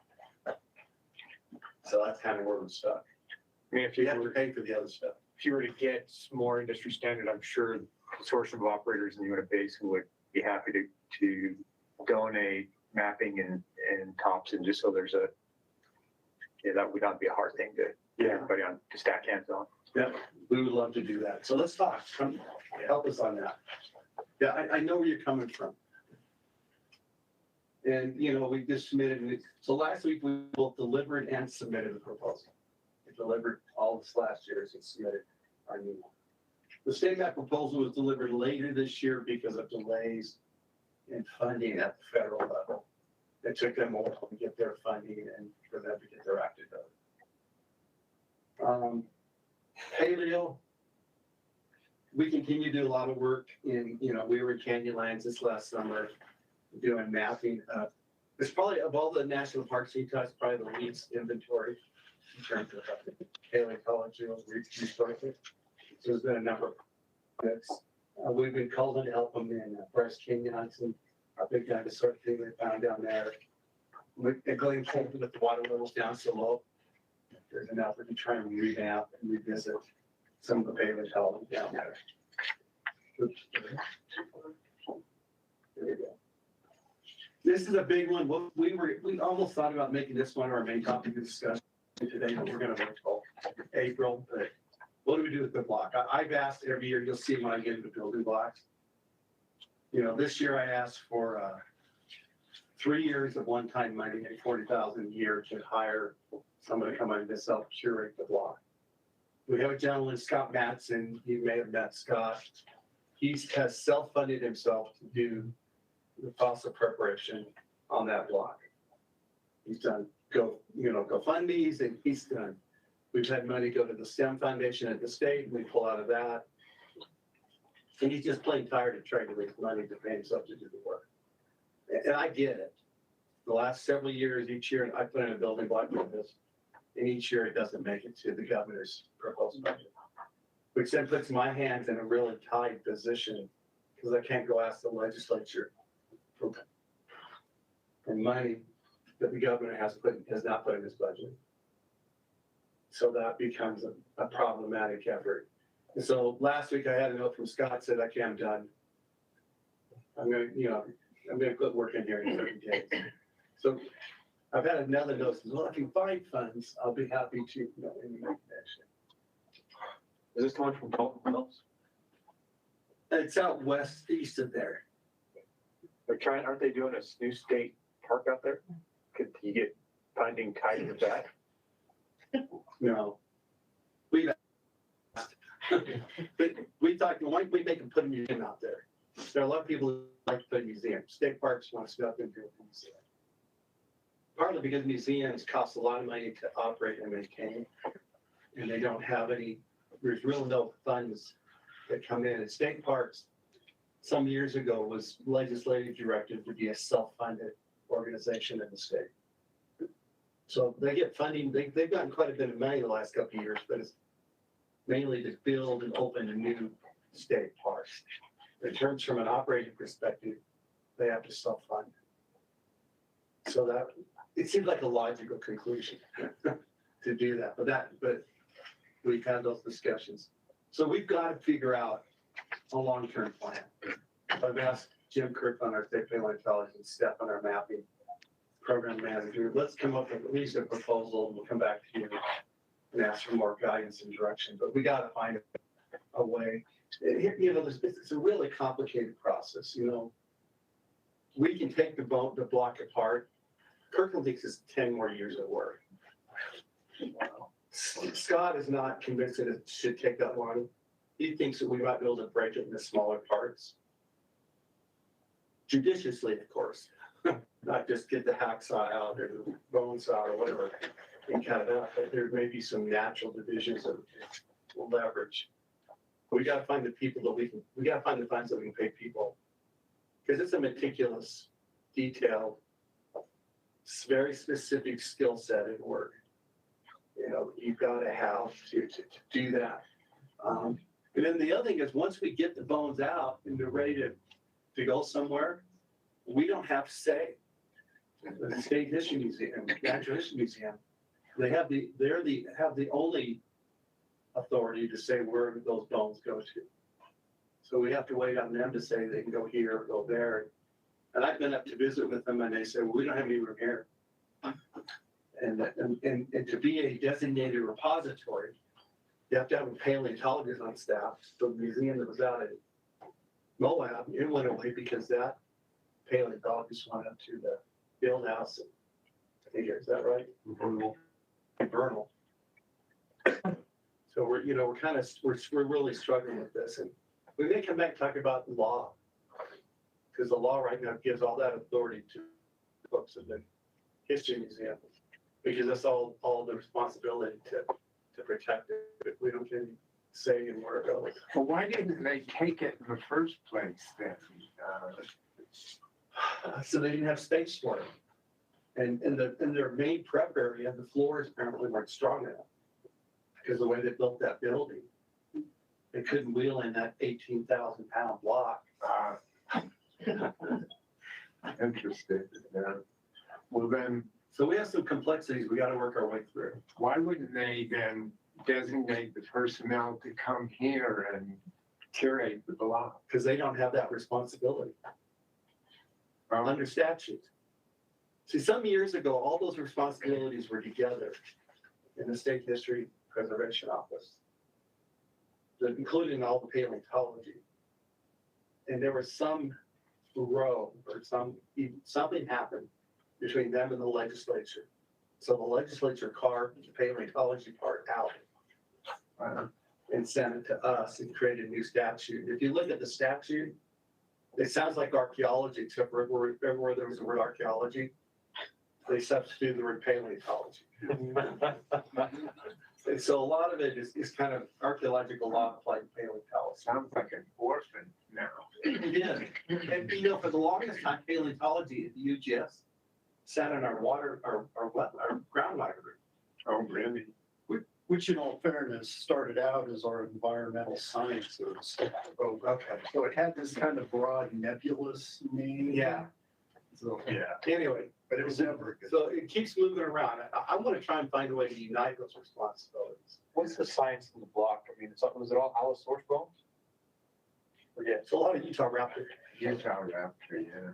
and there may be others in there. I'm not going to even speculate with the names of those other animals. It's not in my area of expertise. But it's an issue we're going to have to deal with. Where is it now? In the back. you can hit it for rock. If you had a good arm and could aim good, you could hit it for rock. Maybe you could. Becky got an arm. I mean. I'm not saying anything about Becky. I said I could. Have you seen it? I haven't seen it. Oh, well, when we're done, let's watch it back. Okay. Anyway, I'm just putting it on your radar. We're gonna come back to you with some serious. In GIO, you already heard about Earth Science Week, geologic information outreach. You know, through the bookstore, we'll hear more about the bookstore. Jackson has joined us. He's our bookstore manager. We have a lot of inquiries that come in. People call, I got a call on a Saturday from a guy. He sent me an email the day before, wanting to know some picture of a rock that he sent me as a meteorite. You can't tell from a picture. We also interact with people from the public. They want to know where, you know, they just bought a hunting license. They want to know where a wildlife management unit is. They want to know where to go rock hunting. They want to know where to go look for fossils. So we tend to interact.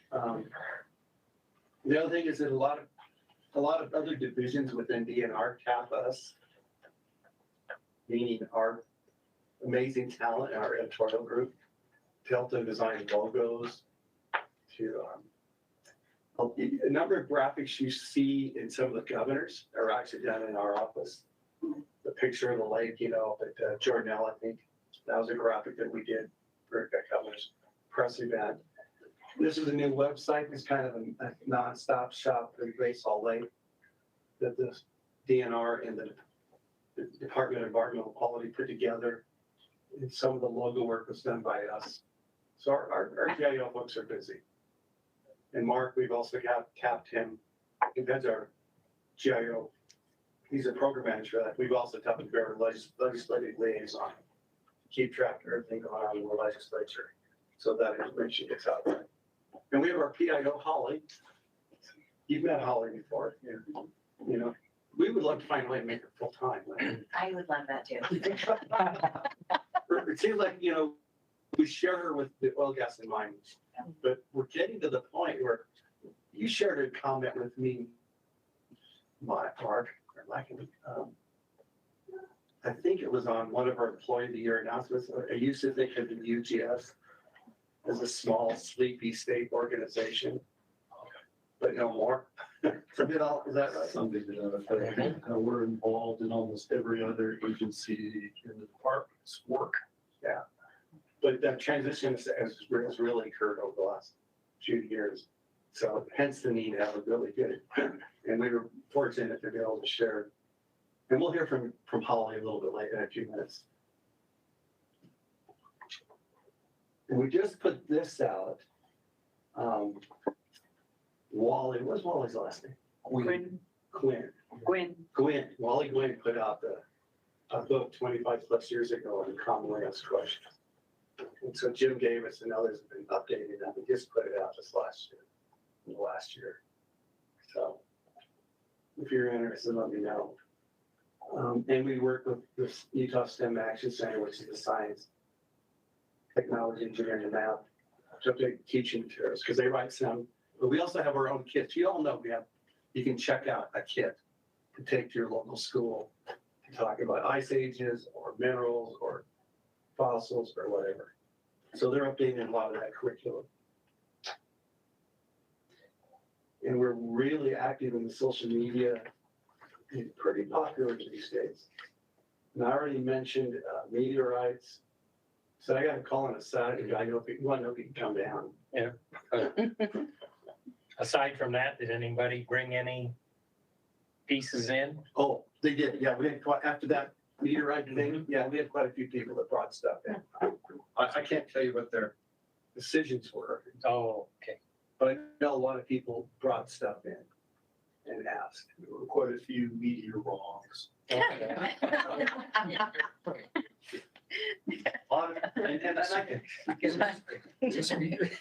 the gentleman that called me on it, see, my office phone's forwards to my work phone. So it was a Saturday afternoon. I'm down. But I said, I will, but I said, I warn you, but most people, they're the meteor wrongs. Yeah. They're not meteorites. So, anyway. Data management. These are the folks that are really the backbone for what we do on our web presence. They're writing the code and they're writing the interfaces. This is where Mackenzie sits. She helped us revamp a number of our web pages and our whole look and feel. You think you just write it once and you're done? That doesn't. It depends on how many hits you get. Does the OS operating system change? And then you've got to update your code. It requires a pretty vigilant effort to keep this stuff current operating. And so it just doesn't work at the moment. A big hit last year, and I think, are you going to talk about the Rock Hunter app? I was just going to briefly mention the news coverage that we had. Hollie wrote a press release. We put out a new app that you can go figure out if you want to go rock hunting in Utah. This app will. So everybody, we had a bunch of staff members go out and check every one of them. And Hollie did. I was one, yeah, absolutely. I'm a junior ranger geologist, so yeah. Yeah, it was on KSL and it was on, some like St. George area news as well, so. Yeah. So it came out, people using it, and the visitor guide, Utah Fossils, this just came out as well. So you can find all that online. So this, we're going to jump into budget, and Jodi's out ill today, so you're going to get the Bill Keach watered down version. If you get really detailed questions, I'll have to defer and watch the mic over there. We'll defer to Jim. Overall, I think we're still in good shape. Mineral lease, again, it's just such a seesaw of good and bad. Last year was better, way better than the year before. And this year, initially we were forecast to be about 2.4 million, which is huge. That's almost to 2014 levels. But with the recent downturn in prices, we revised that estimate to. That's still good. I'm not going to complain, but it's but it just shows that it's a pretty volatile, unstable, to know exactly what it's gonna do. Is that mostly oil and gas now? So mineral lease revenue is royalties on any production on federally owned leases. Yeah, I understand that, but, I mean, the coal probably isn't contributing much anymore. It isn't. Very, Used to be that it was very big player. but not now. But Yeah. mostly oil. Yeah, most of the coal is not on federal land anymore. That's right, it's not mine. Yeah. So we're really pegged to what's on federal land for minerals.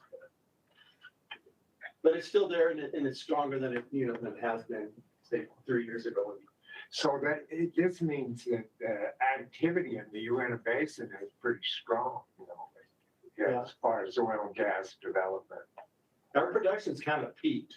I mean, Is it, Riley can correct me if I'm wrong here, but I don't think we can do much more production. So it's been announced it's going to be 18 large horizontal wells drilled on federal land. So all the horizontal wells you've seen out there, historically, it's just harder to do it on federal land, but recent history. But in greater GMBU, the Monument Butte area. Which is then mostly gas, right? No, that's natural use. Natural gas, excuse me. But Monument Butte's been the old Newfield vertical injection, and that's been on blowdowns, been rapidly declining for 10 years now. Yeah. But you'll have 18 horizontal wells drilled there. That'll be this time next year, probably producing something like another 10K a month. But where do we have to get out of that basin? I mean, when I said we're at capacity, we're kind of at our limit of what the trucks can do, right? A lot of it will be going to Carbon County. But the thing about GMU is that's black wax, which the refineries are in a shortage of. So, That'll help them. yeah. So that might help us then. So, yeah, you might be 2 million next year again. Okay. and how are, and with the restrictions on federal land, how are we keeping up with natural gas production? Is it declining? And gas is still declining in the gas fields, but you remember that there's a lot of oil production and you have associated gas. That associated gas is still rising. So while nobody's doing new drilling on that eastern part of Uinta Basin, Been a couple of wells down there. I'm being facetious, but yeah, Very little activity. compared to historic trends, it's very. I'm gonna guess, I don't know, hang on a second. Mike Vandenberg might be chiming in here. And you can guess. Shit's scary to me. What are the companies that are gonna drill the 18 horizontals? Oh, you're not at liberty to say. It's my company. Oh, it's your company. Oh, well, So I know a lot about it. No, Ovanic sold that to a company called Scout, and then we made a deal trying to drill on that land. And who's So, your company? so according to Mike, License Energy. according to Mike Vandenberg, 4 rigs drilling natural gas right now. Natural gas bottomed out in 2021, and it's rebounding in 2022. Is it flattening or is it coming up? Mike, you want to chime in vocally rather than just a text message? Hello, good morning. Good morning. So the overall natural gas production in the state bottomed out in last year, well, I guess 2 years, 2021. 2022, it's projected to rebound back up to about 260 billion cubic feet. And the trend is for it to continue to very slowly increase in 2023. And Mike, you don't know this. Is most of that associated gas or is that a lot of gas development, like targeted gas? It's both. So there's an increase in associated gas, but then with 4 rigs drilling, we've had 4 rigs drilling for natural gas probably for the last 6 months now, ever since the summer when prices really went crazy. The biggest issue right now is, of course, natural gas price has been cut in half. So this summer it was $6-7, and now it's down to $3-3.50. So we'll see if that activity continues. How many rigs are operating in Utah? What's our rig count now, Mike? It's 12 rigs, 11 in the Uinta Basin. 4 of those 11 are natural gas and 7 are crude oil horizontals. There's 1 rig in the Paradox, and that's Zephyr is drilling a King Creek well right now. That's more kind of wildcat exploration. Okay. Thank you, Mike. No problem. Is there any activity on the field down in Salina? What's the name of the? Covenant Field. Covenant Field. Wolverine Oil and Gas has submitted some new permits, and they've got a couple new permits permitted through Division of Oil, Gas and Mining. They even have a new permit for a well just outside of Gunnison. So again, trying to extend that same play to other areas, which was not successful after 2004 when the Covenant was discovered. But this is kind of the first new activity we're seeing in there. There's no drilling as of yet. They just have the permits, but they're kind of, I think, gearing up maybe for some new drilling in the near future. Mike, you gotta tell them how the Zephyr development is related to the work you guys did there too, because that's a direct relation to investments UGS has made.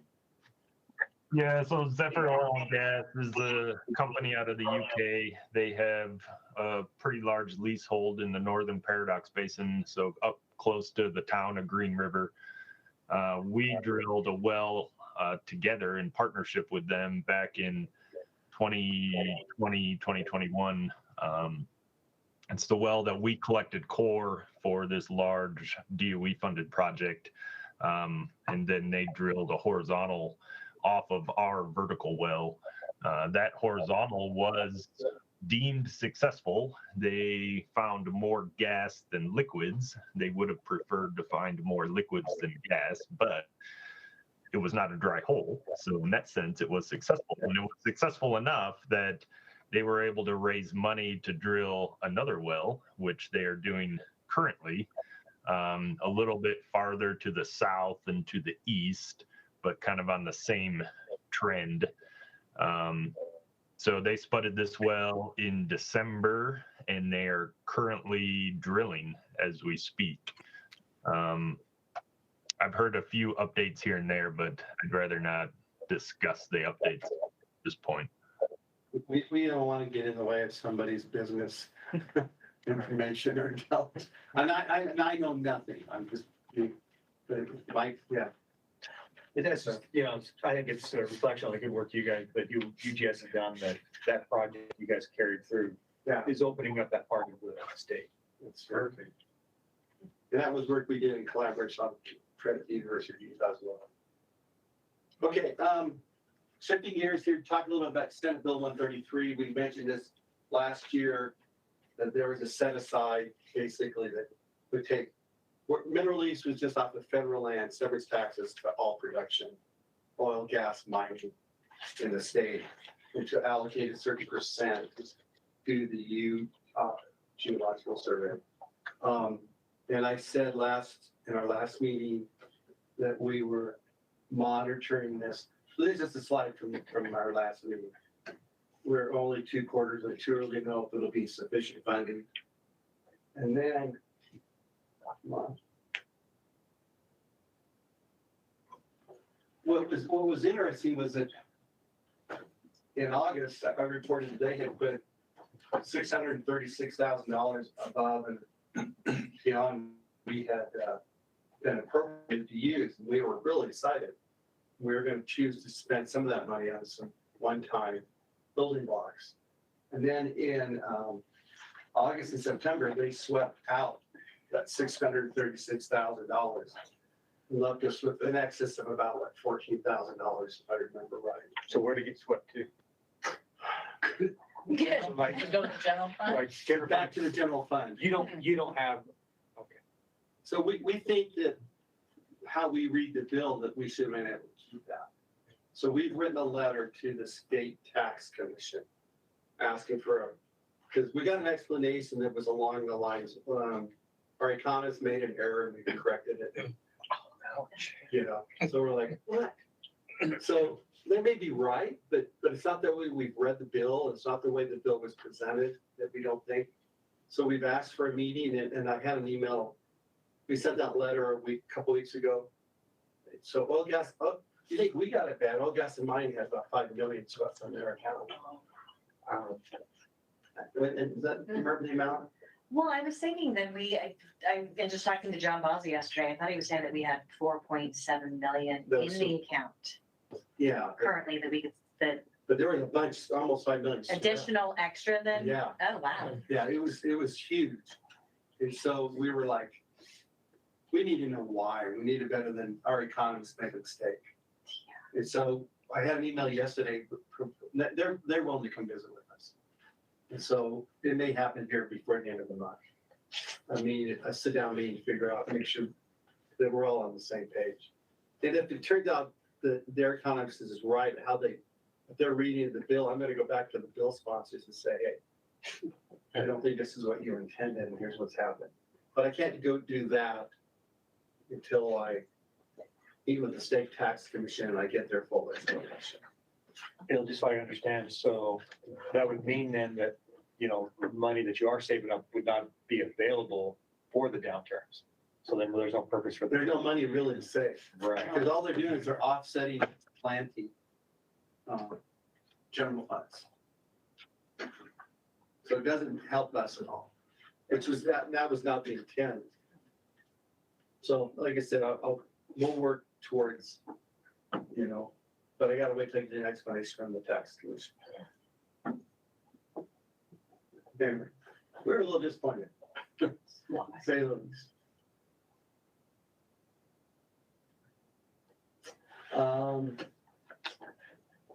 So building blocks, I already talked about the ones that are included in the governor's budget. Ones that we proposed that were not funded. We'd asked for some one-time money to spread over 3 years to help get this block done. That did not get included in the governor's budget. These are projects that our data management people have proposed that would have come out of our excess money in our Senate Bill 133 account. Since that money was no longer available, wasn't included in the budget either. So that's what I know. Another thing that happened in fiscal year 23 was the governor proposed targeted raises. Talked about one, being able to keep our talented staff. And we got way behind in terms of what market was paying. And we're not trying to compete with oil and gas business. When I left oil and gas, I took a 40% pay cut when I left oil and gas. We've got a number of people on our staff now that did similar things. That's a choice. That's okay. You're trading lifestyle for dollars. When you do that, and that's okay. But we still need to be competitive with people that are in our similar markets. And we've gotten way behind. And the state does a compensation survey. And so they had last year picked out senior geologists for a 10% raise, which then really messed up our career track. Because now with that 10%, we had people that were senior geologists that were making more money than people that had a higher classification than they did. So you get this kind of salary compression thing going on, and we were limited by salary caps and how much, because of the range you can offer. So they approved raises at different percentages for Bookstore manager, GIS analyst, senior GIS analyst, and administrative assistants. So we went back this year and I went to HR and I said, look, I pulled up data from the state and from the feds that showed what people made at various levels in our career track. And I showed how far out of line we were. So the governor in his budget for fiscal year 24 basically include target raises from the rest of the career track, which is cool. And I'll show you on this next slide. You may not be able to read all of this, but you'll see financial analysts, so a financial manager, but a geologic program manager, senior scientist, geologic tech, geologist, program specialist 3, which is where Diane is. Retail store manager got another one proposed. which was interesting because the raise put them up to max already, which was a whole nother topic discussion. Our geology tech and then guys analysts. So anyway, they're targeting a bunch of our people. But even those raises still, they're still below what your medium shows, right? Oh, yeah. Yeah, we are. Yeah. It's gotta be. But we're getting closer than we were. Yeah, we're making progress. We're trying, you know, I mean, I provided all the data. Yeah. You know, I think they should be doing that work, but so I'm doing the work, I'm giving it to them. But the governor recognized it and the governor's office put it in. Now that becomes a good news, bad news for us. You'd say, well, where's the bad news? Okay. The good news for us is that it provides raises to the extent that a salary is paid from general funds. So if you're working on a project where part of your salary, indirect lease is coming from state map. It doesn't give raises for that part of the money being paid to an individual. So we have to come up with that on our own. Now, in a year or two, as we make new state map proposals, we'll build that back in, those raises. But you'll have that first year or so where you're going to take a hit. And you'll see in some slides that I got from Jodi that she's kind of carving out, I think, $400,000 or $500,000 out of our budget that we're going to need to cover those targeted routes. Those raises. Yeah, to support the parts that are not being paid by general funds. So, but anyway, you know, the good news is that people are paying attention. The governor recognizes it. Are we getting 100% caught up? No. Honestly, though, a lot of that looks like they're just keeping up with inflation. They're not catching up with what they. Yeah, well, we're getting behind. I mean, if you think about the first year after the pandemic, during the pandemic, they canceled everybody's cost of living raises. And then the next year they gave another, what, 3%, 3.5%. So people are already a year behind on inflation. And now that inflation is at 6-something%, and we only got a 3.5 again, we're getting worse. We're getting worse. Go ahead, Mark. In addition to this, there is a 5% cost of living. Oh, okay, so that's beyond this. Got it. Okay, thank you. Yeah, but well, they'll review this year 5%, but last year it was 3.5. Right. The year before that it was 9. So we're still not keeping up with inflation, which is at 7% or whatever. 9, whatever. I don't know what number you want to leave out there. So anyway, this is something that didn't bring any dollars into us, but I wanted to bring it to your attention. A year ago, the Seismic Safety Commission, of which we are members, you know, we have a couple of people that sit on that. I have a seat, but I delegate that to Steve Bowman. Had made 5 recommendations, one of which was the $150,000 for feasibility study, which we got. Another one was like $200 million for aqueduct resiliency, because we've got about 4 to 5 major aqueducts across the Wasatch Fault, some of them multiple times. And last year, they said, oh, we got plenty of money, we'll fund that to beef up our aqueducts. If the aqueducts break, if we could have a 7 earthquake, all of them will suffer damage. We could have upwards of 2 million people without water for 3 to 6 months. If that doesn't sink in on you, if you're not, you know, you think about what that does to the economy of the state. How many billions of jobs type money goes away? I was in Houston when Katrina occurred. 500,000 people left the New Orleans area that never went back. That's a huge economic impact. You know, Christchurch had their magnitude 6.7, 6.5. They had to have an outhouse for like every city block. So you and 30 or 40 of your closest neighbors shared a common outhouse because your sewer lines went out. You know, those are things that we think about. And so when they didn't fund it, even though they said they would, I got together with Ari Bruning at Envision Utah. We organized tours, and we took a group of people to up outside of Lake, where it comes out of Pineview. I'm trying to remember the reservoir. The 60 or 70 inch diameter line And it comes out of the mountain, and then it comes down and it crosses the Wasatch Fault Zone about 5 times on its way to the water purification plant. And it's like 12 to 24 foot sections of reinforced concrete with rubber booted seals. And that thing would just be destroyed in the sun. And so they've got monies of their own, but they don't have enough to do the project yet. And so to put like a 1-inch steel line that crosses the fault in one spot, the fault zone, and then comes to the purification plant. But we took 30 people, the mayor was there, the Speaker of the House, Brad Wilson, the chair of the Executive Appropriations Committee, but 30 different people involved in government some way or another. And we took them up and did an overview where the water comes out of the mountain, where they could see it crossing the fault zone. And then we took and stood them behind the Job Corps building there, where the Wasatch Fault, there was a trench dug across it some years ago. We stood them on the fault face. And they went, oh, you get that much, it's, you know, they go, oh, okay.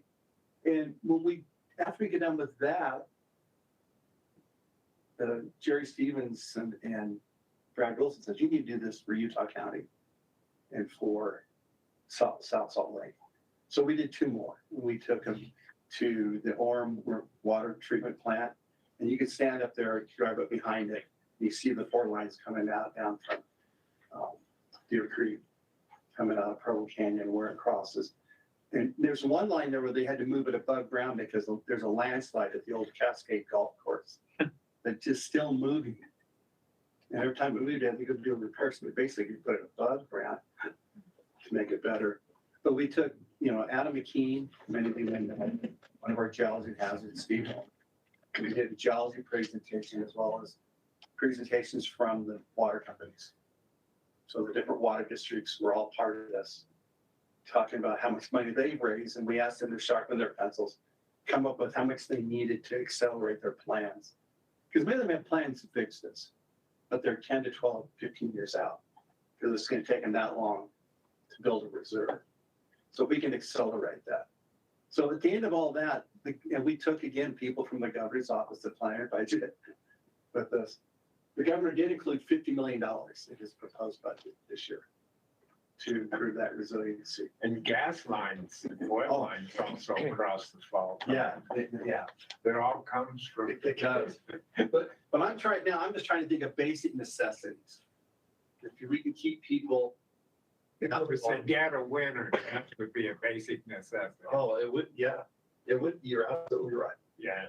So anyway, my point is, not a dime of that will come to us. We end up writing it up as, we wrote the building block, but we gave it to a Division of Water Resources, who then submitted it.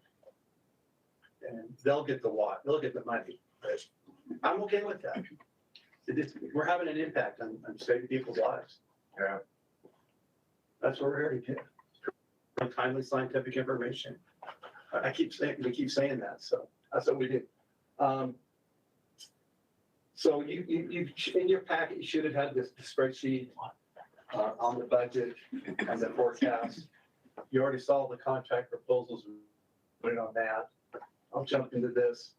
We're basically indicating a surplus of a little over $2 million.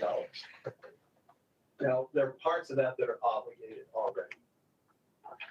You know, ongoing funds there's a big project for the Great Salt Lake on groundwater studies. Now, not all that will be spent by us. It goes up to, like I said, a lot to the USGS. But it still sits in our budget and we have an account for it, and it will carry over. And then there's also money for our Bonneville salt flats that we're working on. We've spent $700,000 of that $1 million we had initially. So we're well on our way on that. Then we'll update it in January when we get our latest updates, which might be up to 400,000. Let me talk a little bit about that here. So we had estimated that our outside revenues would be about 3.2 million. That's a big, big chunk. It's way more than we usually do. But historically, we've probably only been able to bill out about 2.8.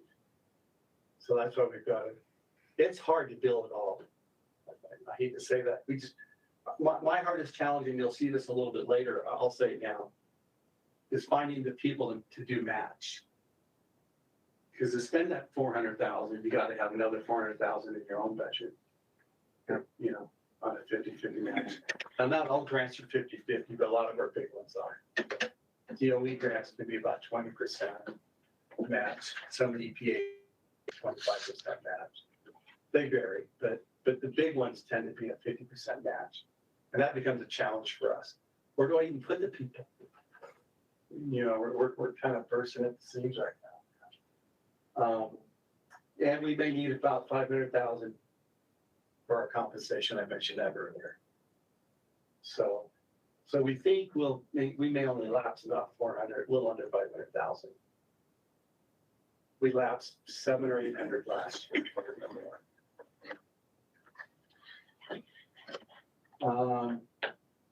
So that's just a summary there.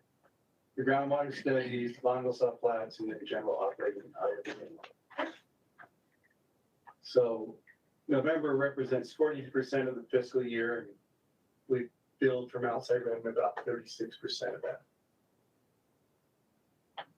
We spent about 28. So anyway, after the December's numbers, we'll do a mid-year review. Jodi will take care of that. I'm gonna give this to you, Mike. You want to do this one? Sure. Yeah. I think you volunteered, right? Yes, I did. I'll be brief. And actually, Mark is here now. So Mark has taken over as legislative liaison. And so a lot of the at this point, day-to-day stuff, as far as when proposed legislation comes through that we need to look at for any fiscal impact to the UGS, Mark has taken the lead on that. We have regular meetings with DNR administration. So, yeah. Every morning, 7:30. Thank you. For all the session. I'm still staying involved, but Only on 43 days to go. a little more general level. Bill mentioned that we have our presentation in front of the appropriations subcommittee this coming Monday, hopefully. We're the last on the agenda, so hopefully we don't get squeezed. We mentioned the in-lieu fee study that our wetlands group did, and I think you touched on the request for appropriation. So working with Representative Snyder on that, looking for funding of about $1 million for a 5-year startup for the program, and a lot of that would cover salary for one full-time employee to lead up that effort. The other bill that we're sort of involved with, but not directly, is Senate Bill 28, which is radon-related amendments, and this is follow-up to a radon bill from the 2021 session, where we took the lead in a study to come up with recommendations for radon hazard mitigation and awareness, that kind of thing. And so this new bill would task the radon program at DEQ with tracking indoor radon measurements and managing them on a dashboard. And so making that data more widely available. And so we will likely be assisting them with that to some degree, but we're not directly impacted by the bill. Is there anything else, Mark, that you're aware of at this point? This morning, there was a Senate bill that came out that modifies the oil gas severance tax, but we don't think it'll impact UGS. It's a new fund for communities, but we think it's in excess of money that's already distributed, not taken away from. Okay. So is it just raising the severance tax enough for that, or what are they trying to do? I can't answer that part. That bill came out since I've been staying up here, so I haven't seen it either. Yeah. This morning. It came out today. I can send it to you if you're interested. I'd love it. Sure. Yeah. That's Senator Winterton's bill. Oh, okay. He's from Duchesne County. He's not going to try and raise severance taxes. Yeah. So any questions, I guess, or comments at this point? Well, We'll let you know if something comes up in hearing the legislature that needs your help. We appreciate your help before. It's a great job. Love you. So this kind of brings us to what we thought would be our break, but, oh, no. Our break was at 10, yeah, we're good, okay. So I've asked Hollie just to take a few minutes, stand up here, and I think I have your slides that check. No, that would be great. I have 2 slides. So, so basically, I've never actually given a formal presentation to you. So I want to just give you an update on what's happening in the world of public information. A lot of the things that I do, so I don't know if you're aware, but DNR has a newsletter and it's called From the Field. And it goes to, the main audience are legislators, but it also anyone can sign up for it. So if you're interested, there's a link on there, but we can make sure that we get you an email if you want to sign up for that. It's pretty much all of the divisions of DNR and kind of like the highlights of what's happening. So if you want to, have your finger on the pulse of DNR, it's kind of a good newsletter to sign up for. And so part of my tasks are just to provide relevant information that we want passed on to legislators. So some of those topics were the Bonneville Salt Flats ground study that was happening earlier. We did that earlier this spring. The earthquake.utah.gov website, the value of the Core Center and kind of what we do. Because I think not a lot of people, I don't even think would know that we have the Core Center and understand the value that it really brings to the UGS and operators and things like that. So just a lot of information that I try to share with legislators. And then I've had numerous media inquiries. It seems like there's always something UGS in the news, or that we're always getting media inquiries, which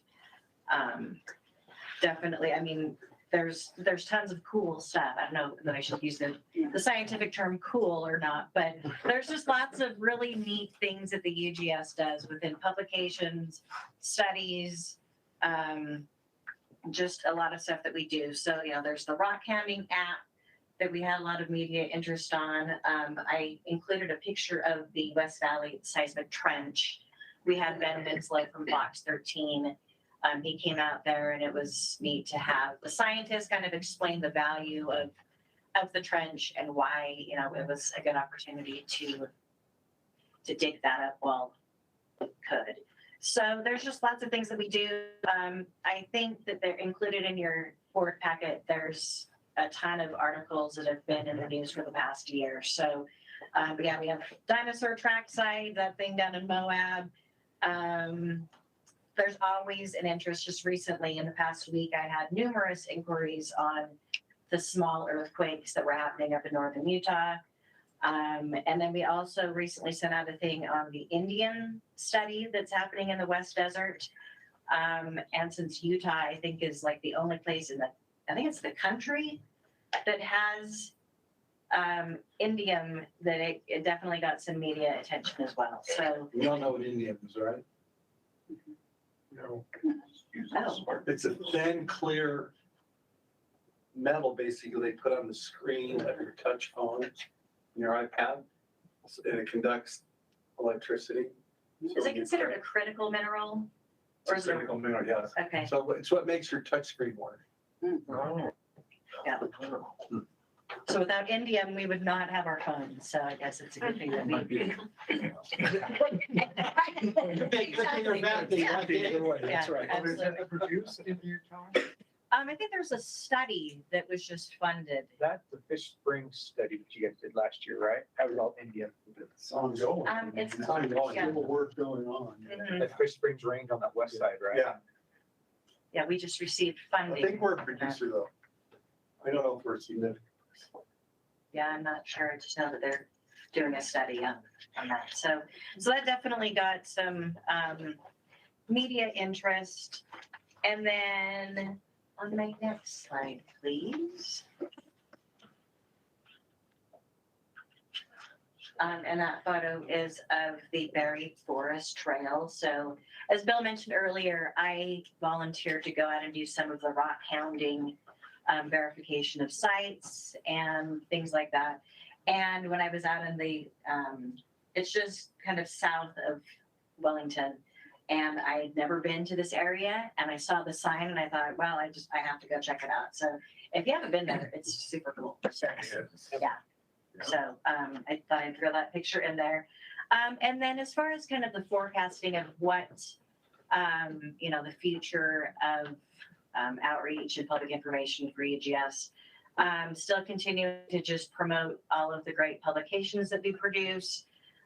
Lots of projects. We have the UGS blog. I don't know if you're aware of that, but sometimes instead of doing a news release for certain things, we'll post things to the blog and then do a social media post. And we found that actually lots of media follows our awesome social media accounts. And so we get a lot of story ideas from our social media. So that's, in addition to just your standard news releases, that's become a really solid. Is that accessible through the UGS website?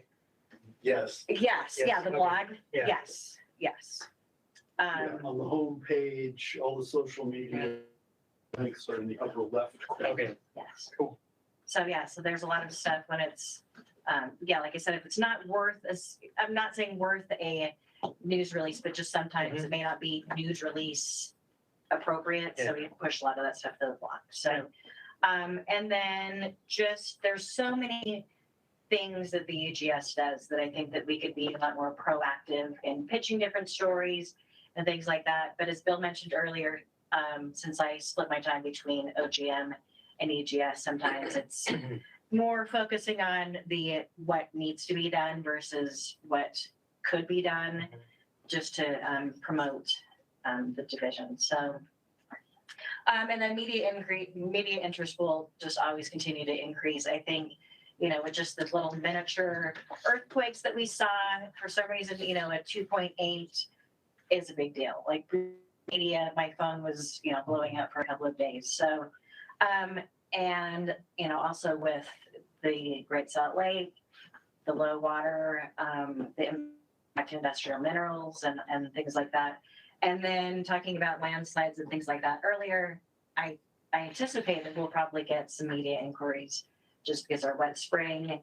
And so I actually, this morning when you were talking about that, I sent Steve Bowman an email just saying, should we be proactive and pitch a story on how we monitor landslides and maybe kind of a projection looking forward to this spring. So That's what a full-time PIO. exactly, yeah. So so that's what a full-time PIO could do.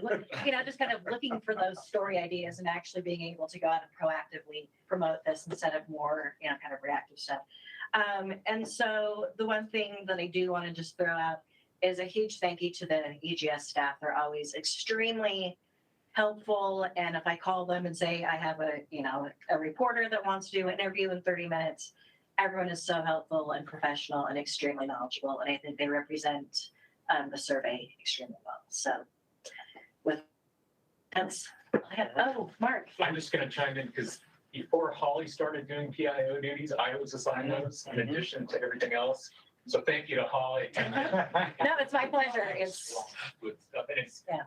often there's proactive things that Hollie does that we could do more of, but it's just a lot of unknown. You get a phone call at 9 a.m. and all of a sudden you got to drop everything else and try to find somebody to be interviewed. Yeah, we had a thing that a reporter wanted to go out and see the mirabellites at the Great Salt Lake. Luckily, there's state parks people out at the marina that can also talk about mirabellites. But yeah, it was just yesterday, and it's like, well, we had the board meeting today, so. And Great Salt Lake has come up 1 foot, and we haven't hit grown off. So there you go, Hollie, a little bit more calls. Exactly. Yeah. So yeah, that's all I have. Okay. Thank you, Hollie. You bet. So Jackson, I think you're up next. You may not know it, but yeah, believe it or not, the finger's all healed, did well. It was right after I took that picture that I really stuck it to myself, literally. The Field trips. But, anyway, I hope I don't get sued for copyright. Let me stop sharing this. And bring it, you have a power, I think it's in the folder now? Yes. Yeah, because I didn't see it when I came in.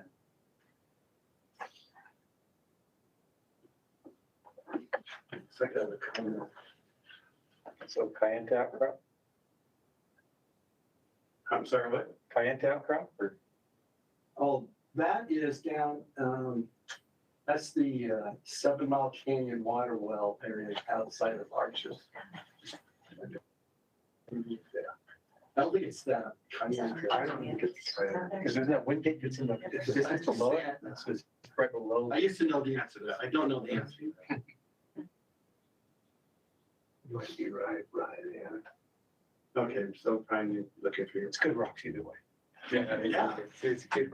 We could go out and look. Another picture I took with my drone. Yeah. Or maybe that's not. Bookstore presentation. Fine.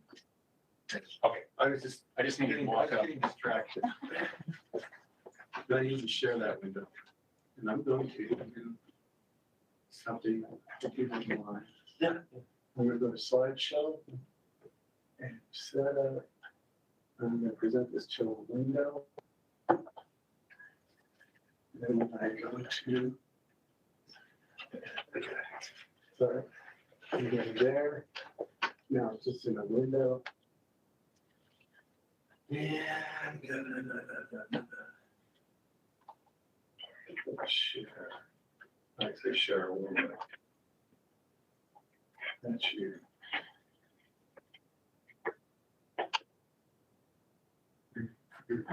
There we go. So the main PowerPoint's up there, you can see we're going to. And I can advance the slides if you want. I think this is on the podcast. Well, oh, and by the way, yeah, Jackson Smith, he's our bookstore manager, runs the bookstore and has a responsibility for that year and a half. Close to a year and a half. It was August 2021 when I started. Okay, so a little bit of background on this. We're trying to figure out, in some regard, how do we subsidize pretty significantly the bookstore. You know, upwards of probably 60 to 70,000. I think somewhere in that neighborhood. So we're probably trying to figure out, how do we not subsidize it as much? What are some things we can do? So we said, hey, Jackson, why don't you come give us an update about the bookstore? And just tell us what you know. And then we'll, if we have ideas or suggestions, we're happy to hear. We're doing okay on time? Okay. Go ahead. Well, thank you, Bill. Yeah, I appreciate that.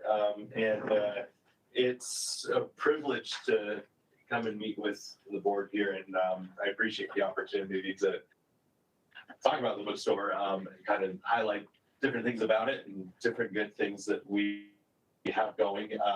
Again, my name is Jackson Smith. I'm a geologist and the store manager. Mark's name is on here because my voice is still recovering from a flu a week or two ago.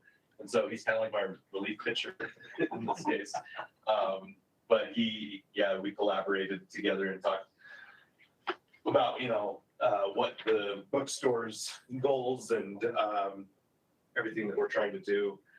We have a review there from a very esteemed gentleman, 5 stars, as you can see. Our Google reviews are pretty good, but so thanks to Reese for that. But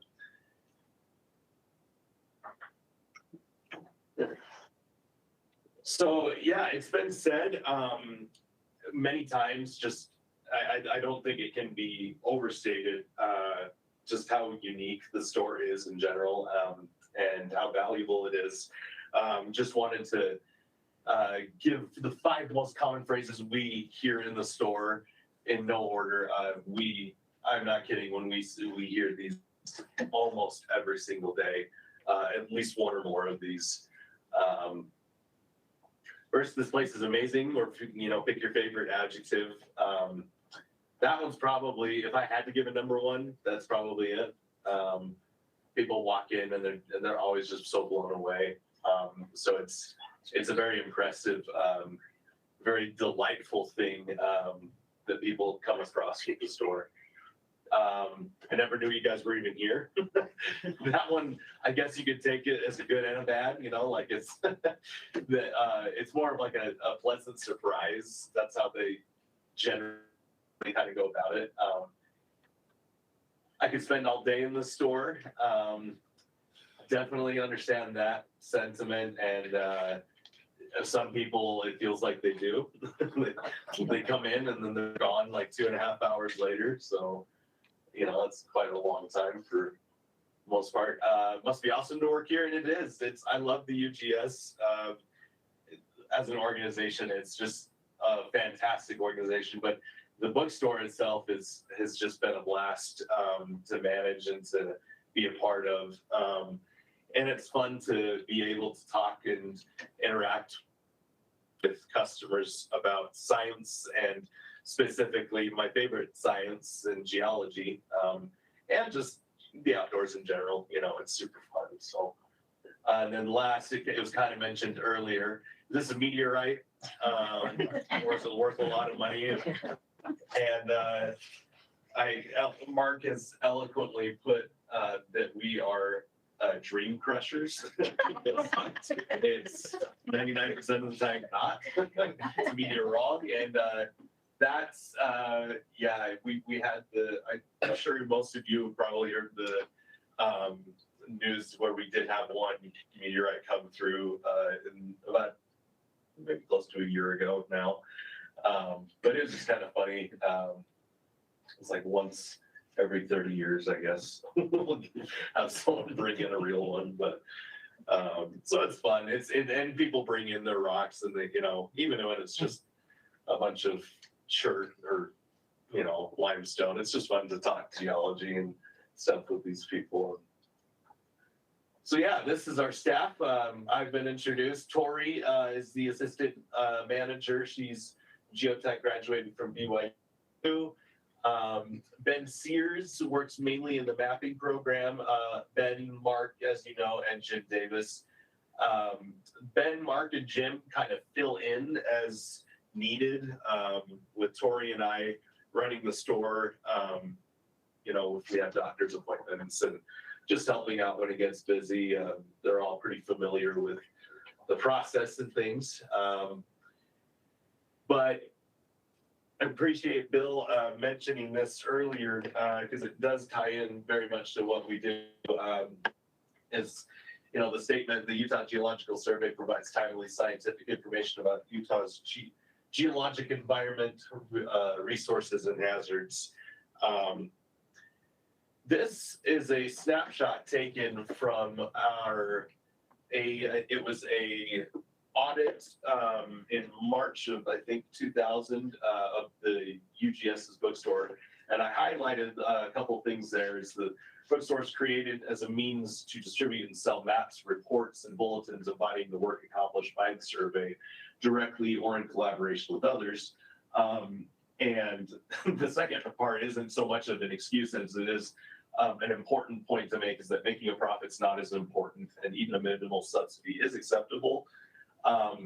We talked a little bit about inflation with the budget and funding section earlier, and as costs go up, subsidizing has increased a little bit. But I think the reason why that's there is that first and foremost, we're a public resource, and kind of almost a public service for a lot of these things, especially for geologic scientific information for the public.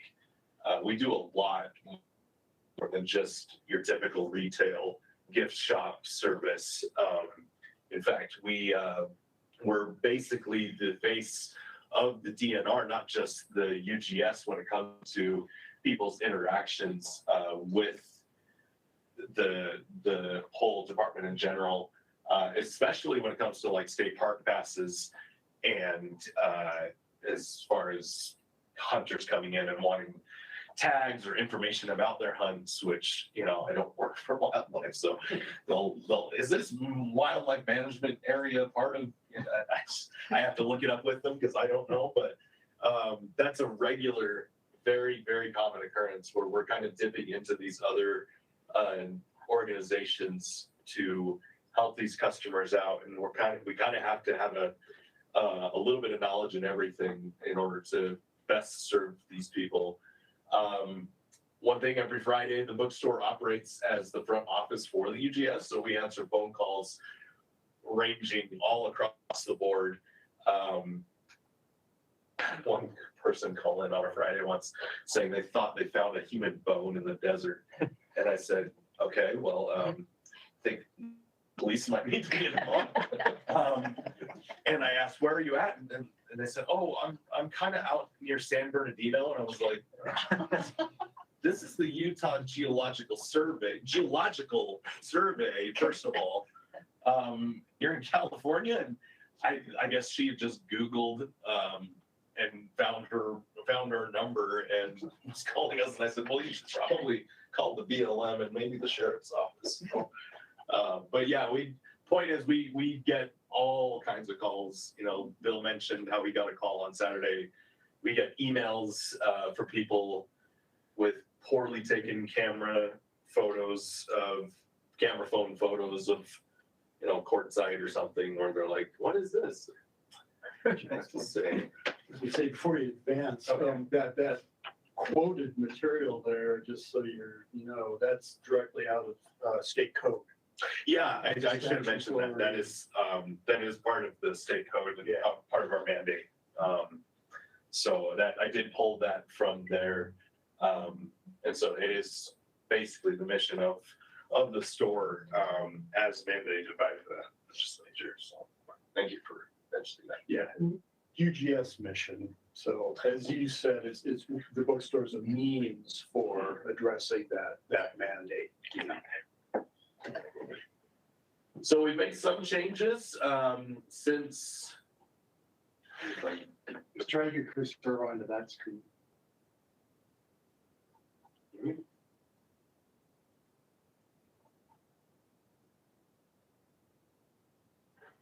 No,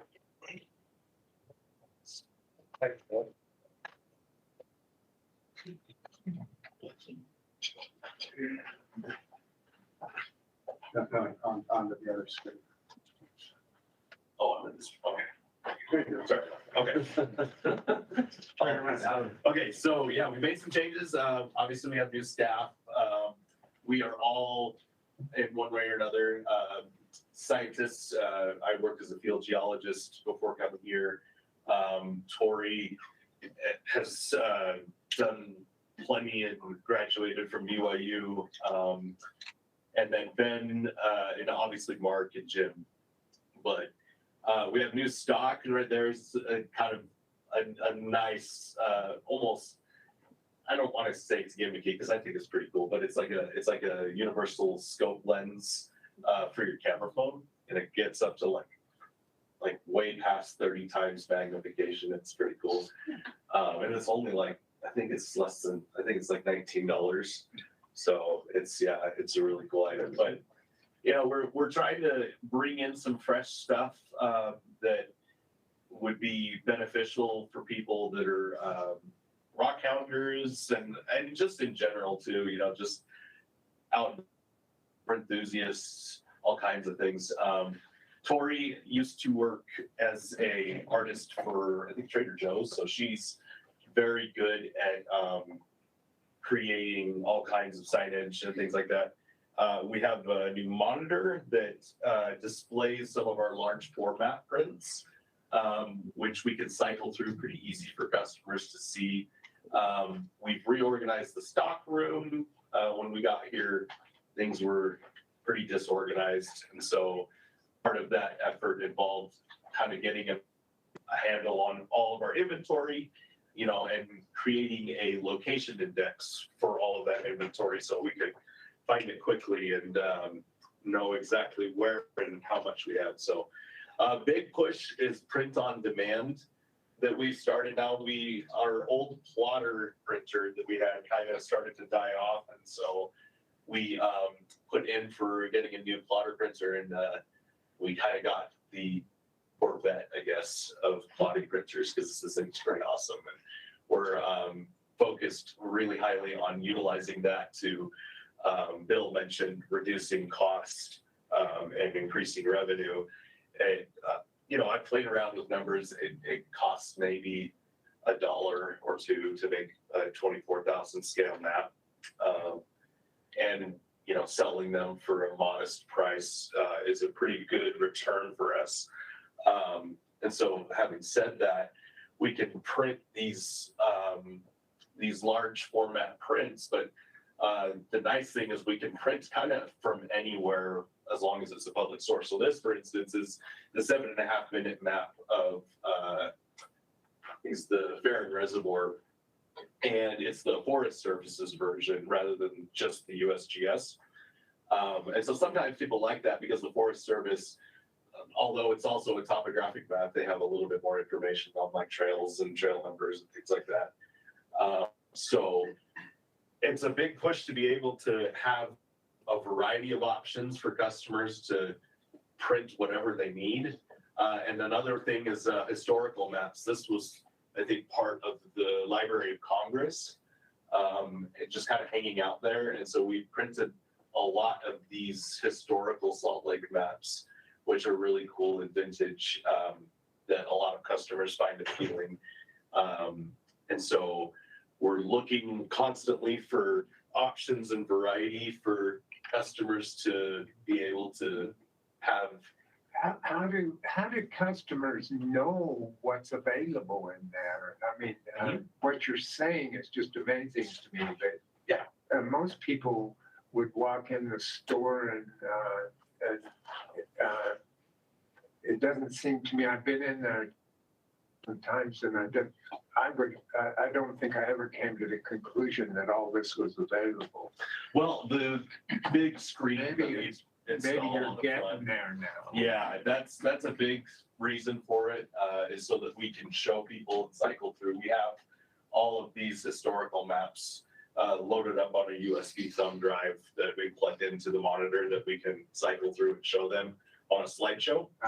And then we do have a map display case that, I don't know, as you walk in, it's like on the left there that you can cycle through some of our large format prints and some of the historical ones we've put in there as, as available maps for purchase. So. But is there an index, or is there signs or something saying historical maps are available? Yeah, we did. Tori's made a few different signage options. We also have put out, I think, on our social media too, between Twitter and Facebook. It's been a year or so. Yeah. So we do, and we do have we mounted on the foam board like a sign that's, as you walk into the DNR right by the wildlife desk, there's a sign there that has, I think it's the 1895 relief map of Utah, saying that we can print these historical maps, just on demand within minutes. So wow. Yeah, there is signage. It's definitely something that we can highlight more because I do think it is one of the coolest things that we can do. And it's a big reason for, using this plotter and making sure people are getting the most out of it because it is a great public resource. Jackson, I'm gonna just chime in. We can print any USGS map across the US, including Alaska, from any date. So if you want a historic topo map, we can print that. We can print the most recent one anywhere. And Jackson's gonna, in a second, touch on search engine optimization and trying to reach a wider audience. So I'll wait till it gets there. No, you're good. You're good. That is a big point to make because a lot of times people will just give us like a random quad that they want printed, and, for grandpa and a cabin he owns down in, whatever county. And so we'll go into the USGS's archive and just look at what they've surveyed by year for that area. So it may be a 15-minute map, or it may be a 24,000 7.5-minute map. But yeah, like Mark said, we could print any of those. And so a lot of those kind of have that vintage quality to them, which is really cool too. Sometimes back in the 60s and 70s, there were areas of the state where they did 7.5-minute preliminaries, but never finally published them for one reason or another. Are they available? Do you know? What I do know that's available is through the USGS's what's it called, Topo View Archive. And I know that there are some that they do have that aren't available through that archive that you have to actually purchase through them, through like their online store. But it kind of varies. It seems like they had a national park topographic map. That's right. Yeah, they 7.5-minute maps of certain areas that then became wilderness study areas, and they never, so they didn't print it, publish the 7.5-minute quads. They just stayed at the 15-minute. Well, and that's, I guess they didn't want to put out the detail. maybe, yeah, or maybe I know that they kind of hold on to certain things as a, I don't know if it's you know. So those preliminary ones they did were available back then, but then they withdrew them. Are they in the archive then? I'll have to come in. I'll come in the store. I'm not 100% sure on those, but you can look online and see. I know, yeah. Well, and through their store, the USGS also has a store that you can go through and rather than buying a printed map, you can download it for free a lot of the time. So there's probably a lot of these where it may not be in the Topo View archive, but you can go to the store and just download it from them. And there's been a lot of times where I will do that for USGS publications too. I might have you show me how to do that. Yeah, it's super easy, and that's, the trick is just finding the ones that are available free as a download. So, but I tell customers all the time, as long as it's like public use and we can obtain the file, I'm happy to print it. And so this plotter goes up to like 44 inches width, so it can handle a lot.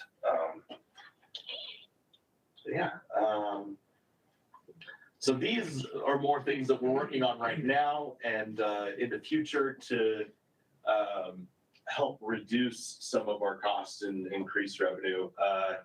Mark had mentioned the search engine optimization.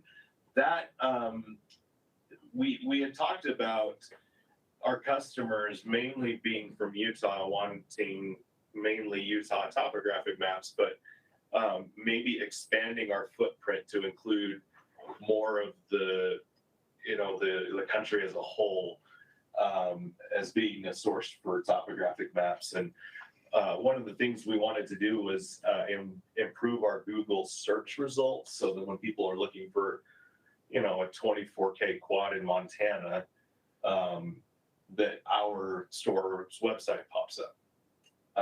And with the USGS's archive, we can print it. We just need to know which quad they need. So myself and Mark, through the technology team with GIO and Lance Weaver and McKinsey Cope, we've set up a Google Search Console, which is software to basically improve that performance of search related inquiries or geologic related inquiries. Mark, if you wanted to, I guess, talk about that because you mentioned it earlier. Just and the last box at the bottom is talking about the footprint. So when you go into the store, and that's going to be a pop-up, you see just Utah, and you can select on the scale of map you want, and then you can choose the map or expand that hopefully to include the entire U.S. And then we would have to talk to our tech people because I can't explain search engine optimization. Basically, when you Google, I want a topo map, we're trying to make it so that UGS or the DNR mapping bookstore is one of the top results. But before we have that happen, we want to make it easy for customers to find any map in any state. So they're kind of tied together. Both we're working on right now. I don't know if you have questions, specifics, or no, that's good. I think it's just mainly being able to cast a wider net. That's what it comes down to. Part of that is when we print on demand, the cost of the paper and the plotter, like Jackson said, is $1 or $2.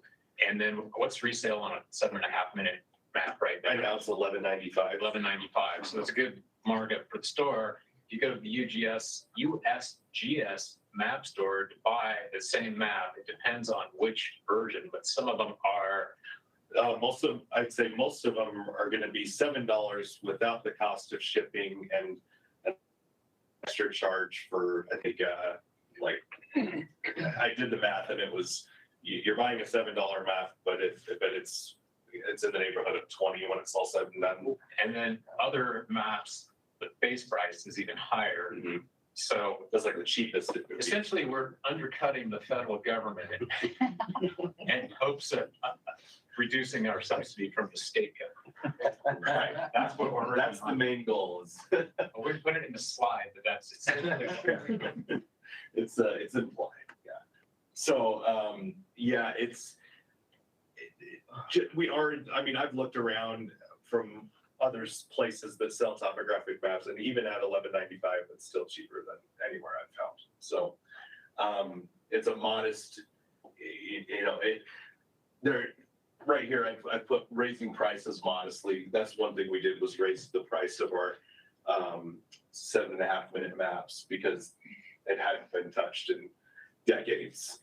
And we were worried about doing that, and we got zero, as far as I know, zero negative comments about price change, like nobody even noticed. Yeah, no, and it's, I don't know if that's just kind of dovetailing with inflation in general, so people just kind of expect it, but. For the eggs, you didn't notice you.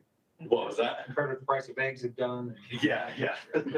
So, I mean, it's very fortunate, but also, again, I've looked everywhere and there's nobody doing this cheaper than we are. And so obviously we don't want to be undercutting private business necessarily, but we're also like one of the only, if not the only source for topographic maps in the state anyway. One big push is doing print on demand maps for hunting units, because we get a lot of people from DWR and OHV maps, et cetera. And so we've kind of tinkered around with GIS. And this is just an example of one that we're messing around with, especially for something that we could print on demand as literally has no cost other than just the manpower to design it and things. It's just I think the potential behind that is really huge. We get, I'd say, between hunters and people coming in for trails maps for their ATV, those are probably two of the most common customers that we get. So we're also trying to track non-bookstore related staff hours, because we do help out with like the rock hounding app that Hollie mentioned earlier, where we can bill our hours to more appropriate sections of the UGS that isn't quite bookstore related, so that we're not spending so much in that. There's a lot of outdated pricing for publications, because again, the model hasn't really changed in decades. And so it's not really changing a whole lot, but it's just making sure we're not printing, a publication that has 7 plates for $3. It just doesn't make a whole lot of sense to do that. And then we've been reaching out to other places, including national parks, to sell our merchandise. I just packaged up 20 of the new commonly great asked questions publications for Golden Spike National Park.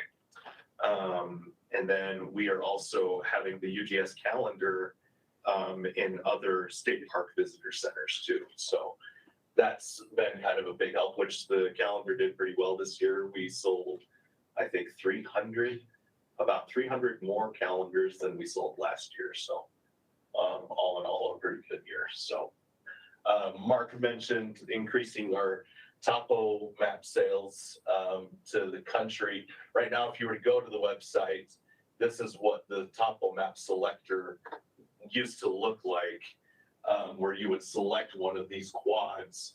And we're trying to figure out a way where we can have customers be able to pick anywhere in the United States. So I think once we're able to do that, we'll get a lot more traffic from online sales. So this is just a graph taken from the UGS Bookstore DNR internal audit in 2014. It just kind of shows the gross sales compared to expenses for the store.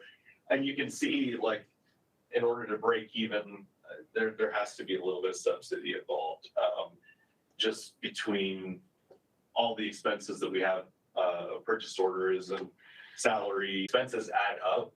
And so I think the biggest thing, or the biggest takeaway for me, is that, you know, we do a lot of work with the public just in general, with geologic information. I had a guy call last week wanting to know if it was safe to build near a fault and just different things of that nature, where we're doing a lot more than just running a gift shop.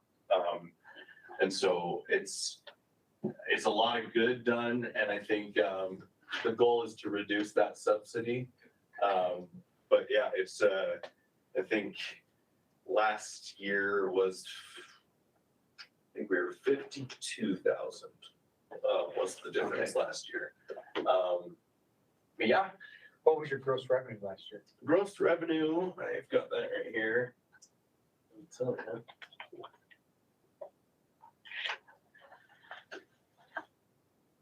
I think the total sales, it's not showing up for some reason, but total sales was like 209,000.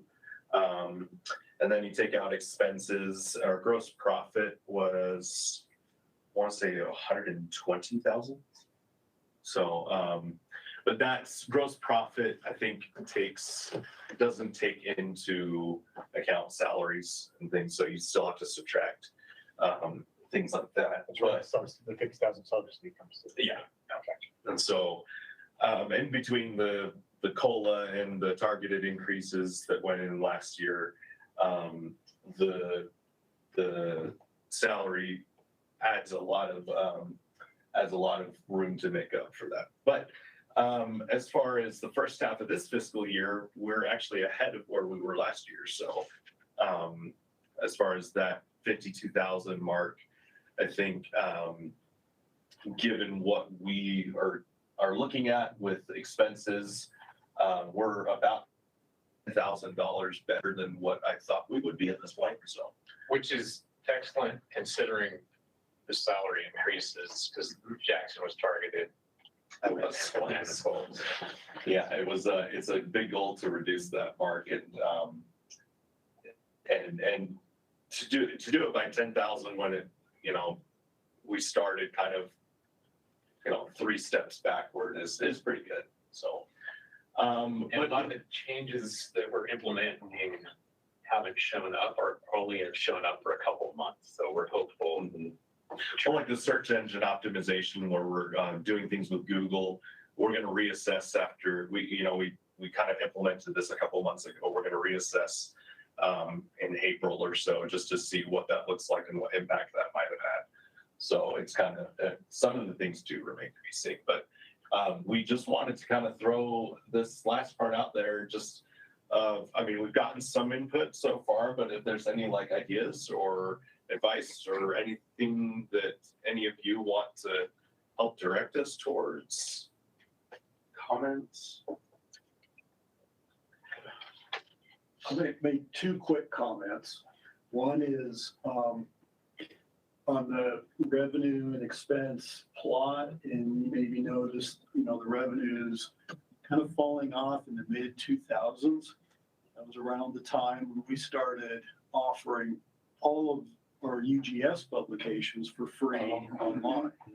Okay, that was a decision, you know, that we made. Impacted sales significantly. So we've kind of had that to deal with ever since. In spite of any fall off there, I haven't looked at the numbers in a couple of years, but every year we get financial kind of summaries from the other state surveys across the country. And as far as retail stores associated with a geological survey go, we are the top gross revenue store in the country. Probably, you know, being in kind of a tourist state probably lends itself to that somewhat, but just, you know, some of the things that, you know, Jackson and Tori, our previous bookstore folks have implemented have contributed to that. So, you know, in kind of a relative sense, we're doing really well, but it doesn't make the funding issue any easy, you know, it doesn't go away. So it's challenging. And I'll throw in a couple other comments. As the DNR struggles with space, you know, I worry, you know, I got asked one thing, what does it cost you to keep the bookstore open, you know? You know, could they want that to put, you know, an accountant in, I don't know, or something else. The other thing that I have brought up with DNR leadership in multiple cases, we're not just, the sign on the door doesn't say Utah Geological Survey. The sign on the door says Department of Natural Resources Bookstore. And it would be nice if agencies like Wildlife, who we significantly support, with maps for all the hunters that come through, and parks, people who we sell their parks pass for their public interface downstairs. And people need maps and ideas and brochures. We support those agencies as well. And I've asked, "Hey, maybe you guys could kick in a little bit." And I get, you know, don't ask me for money. Huh? It should kick in. I think they should. Well, we sell some of their things on consignment. And I have mentioned that on more than one. And the previous executive director, Brian Steeds, says, let's talk about that. But with the new board and all the water issues, I just haven't had the opportunity to bring it up again. We had Yes, also Mark. talked about the lobby layout, because right now they're just a solid wall between the wildlife desk and the bookstore. I think as an example of how we could integrate better with DNR, that wall could be taken back. We could have a public service desk with a bookstore. Is this a new wall? No, this is the way that was building was It's built. that counter that's out the main. Oh, okay. Yeah, so if you have a tag door, Yeah. that's it. Okay. But if we were to integrate more with DNR, that one way. You'd have to move the wildlife desk. Well, you could restructure it. You can leave it there. I mean, those are just the types of ideas. So anyway, I just wanted to bring your attention, you know, that we get asked, what is it costing us to run it? We've challenged Jackson to find ways that where the subsidies aren't, as, you know, how do we minimize that? Jackson, the one thing we have not entertained and we won't entertain is to say goodbye to like Lake Jackson or Tori or somebody else. That is not, I don't want that idea to be proposed, you know. I'm not saying you would, but you know, we value their skills overall to the UGS, and we value what they do down at the bookstore. So that is not an option on the table. But I just, you know, as we look long-term in terms of space, I wonder if they might try and reconfigure it. But there's a lot of people from the public who come. I mean, when the Utah and Idaho map store went out of business, they're really the only other resource in the state, and they're gone. We picked up, I'm told we picked up a lot of their inventory when they went out of business. Jackson, are you still at UGA stuff, or is that mostly gone now? Yeah, we do. It's tough because a lot of it was on CD. And so people just don't like CD. So I actually digitized a ton of it so I could print it, but I mean, some of these field guides are massive. And we just came up with a new one, but it's 450 pages, so I don't know how that works for you. I mean, I could, like I said, I could print it, and it's kind of at my discretion.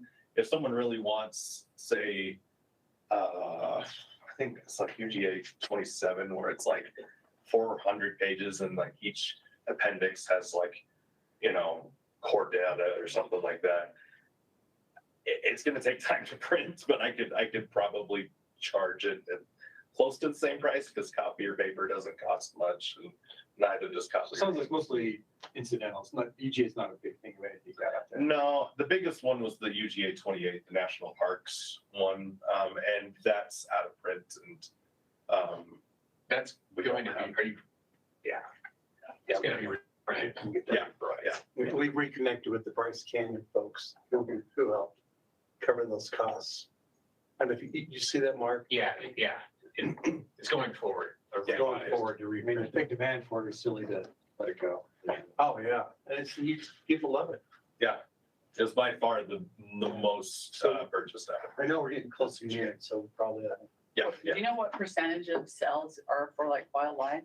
Is that a pretty good per chunk? For wildlife, it's pretty low, just because with a caveat of if a hunter comes in and is buying, say, like a BLM 30-minute by 60-minute map, that's technically our merchandise that they're purchasing, but DWR kind of brought them in. Yeah. So if you look at it that way, then it's probably pretty high. We've been actually tracking. I have a tally software on our register tallying which customer filters into what category. DWR is a big one. Parks is, especially with the change in Parks passes, is massive. Parks, the consignment for Parks is probably the sales is for Parks as a consignment is the biggest one. and that will probably, year and a half ago, I think, or 2 years ago, the legislature changed state parks passes from, if you buy it in July, it's good till July of the next year, to, it's an annual pass that starts January 1. So we got a lot of people who would come in, but, we would sell as many licenses. Correct me if I'm totally wrong, but the concept, you can sell as many licenses in June as you might in November. There's seasonal adjustments there, don't get me wrong, but it's depend when people want to hit the parks and go out. Whereas now, whether you buy in January or in November, it's the price. So there's a lot more sales got driven by the time of year when that, and that was a legislative change from the legislature. Yeah, go ahead, what? Stupid change. Yeah. Yeah. Tell your representative, which, trying to, you live in Provo, yeah. It's not Stratton. Up in Linden Hill. And we can find out, tell your legislator. But the other thing is, before we talked about, I brought it multiple times with DNR that they should help. Yeah, I And mean, so we instituted, we talked about it, so we said, let's try and track. And I get an idea, and let's build several months of data. How many months have you been doing that?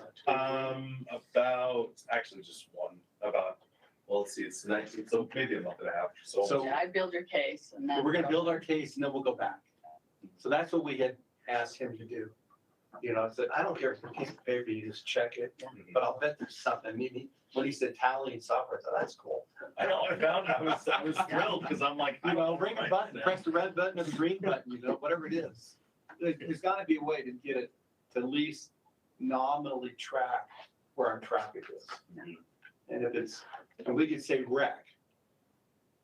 Someone coming and looking for a map with the Glen Canyon Recreation. You're bringing value to those other orgs, they should be helping out. I think, I totally, I will use your recommendation on that as my ammunition as I go back to my DR leadership and say, hey, you need to kick in 10 grand a year. Yeah. It's not a big deal. Well, and maybe solve this by, kind of paradoxically just growing a little more and see if there's more wildlife or other, if they were gonna kick in, would they have more things that they want to add to the bookstore? Yeah. Market. So you can make it truly more DNR, but that growing pie kind of helps everybody. and to jump off of that, when I was talking about the GIS generated maps, hunt boundaries, to overlay on top of a 30-minute map, I think would be pretty cool because you can kind of do that with their app, but it's. Those not are a lot of being people used. like it. People need to know where those hunt boundaries are. Who's the Before witty guys are coming in. responding? The witty response. Whoever wrote the, Oh, yeah, me and Tori kind of. I think that is extremely clever. Yeah. So. We try to have fun with it. I did, this one was me. That's awesome. I think that was Tori. Yeah, we try to respond to every single one, and I think we've never had a 3-star or less review since I've been here. And I think the last 3-star or less review was at least 10 years ago. So people just, can't say enough good things. And we still get reviews regularly. So it's not like something where you pull it up and it has 5 stars, but nobody reviews it, So that's why we put it in here, because it is something we're pretty proud of. Yeah, all those are within the last year, Yeah. 11 months. So, yeah, it's a big thing.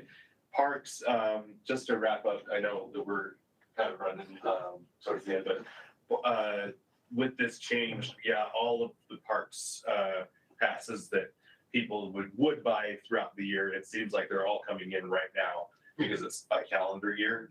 So I think it's $36,000 we did in parks pass sales in just December, which dwarfs any year, any month. I think the next best month was like 19,000 a few years ago.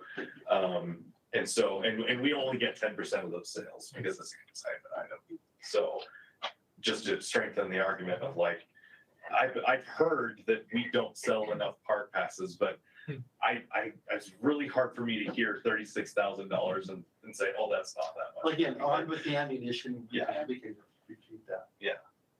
So thank you for your time. Thank you. Yeah, I appreciate all your input. So.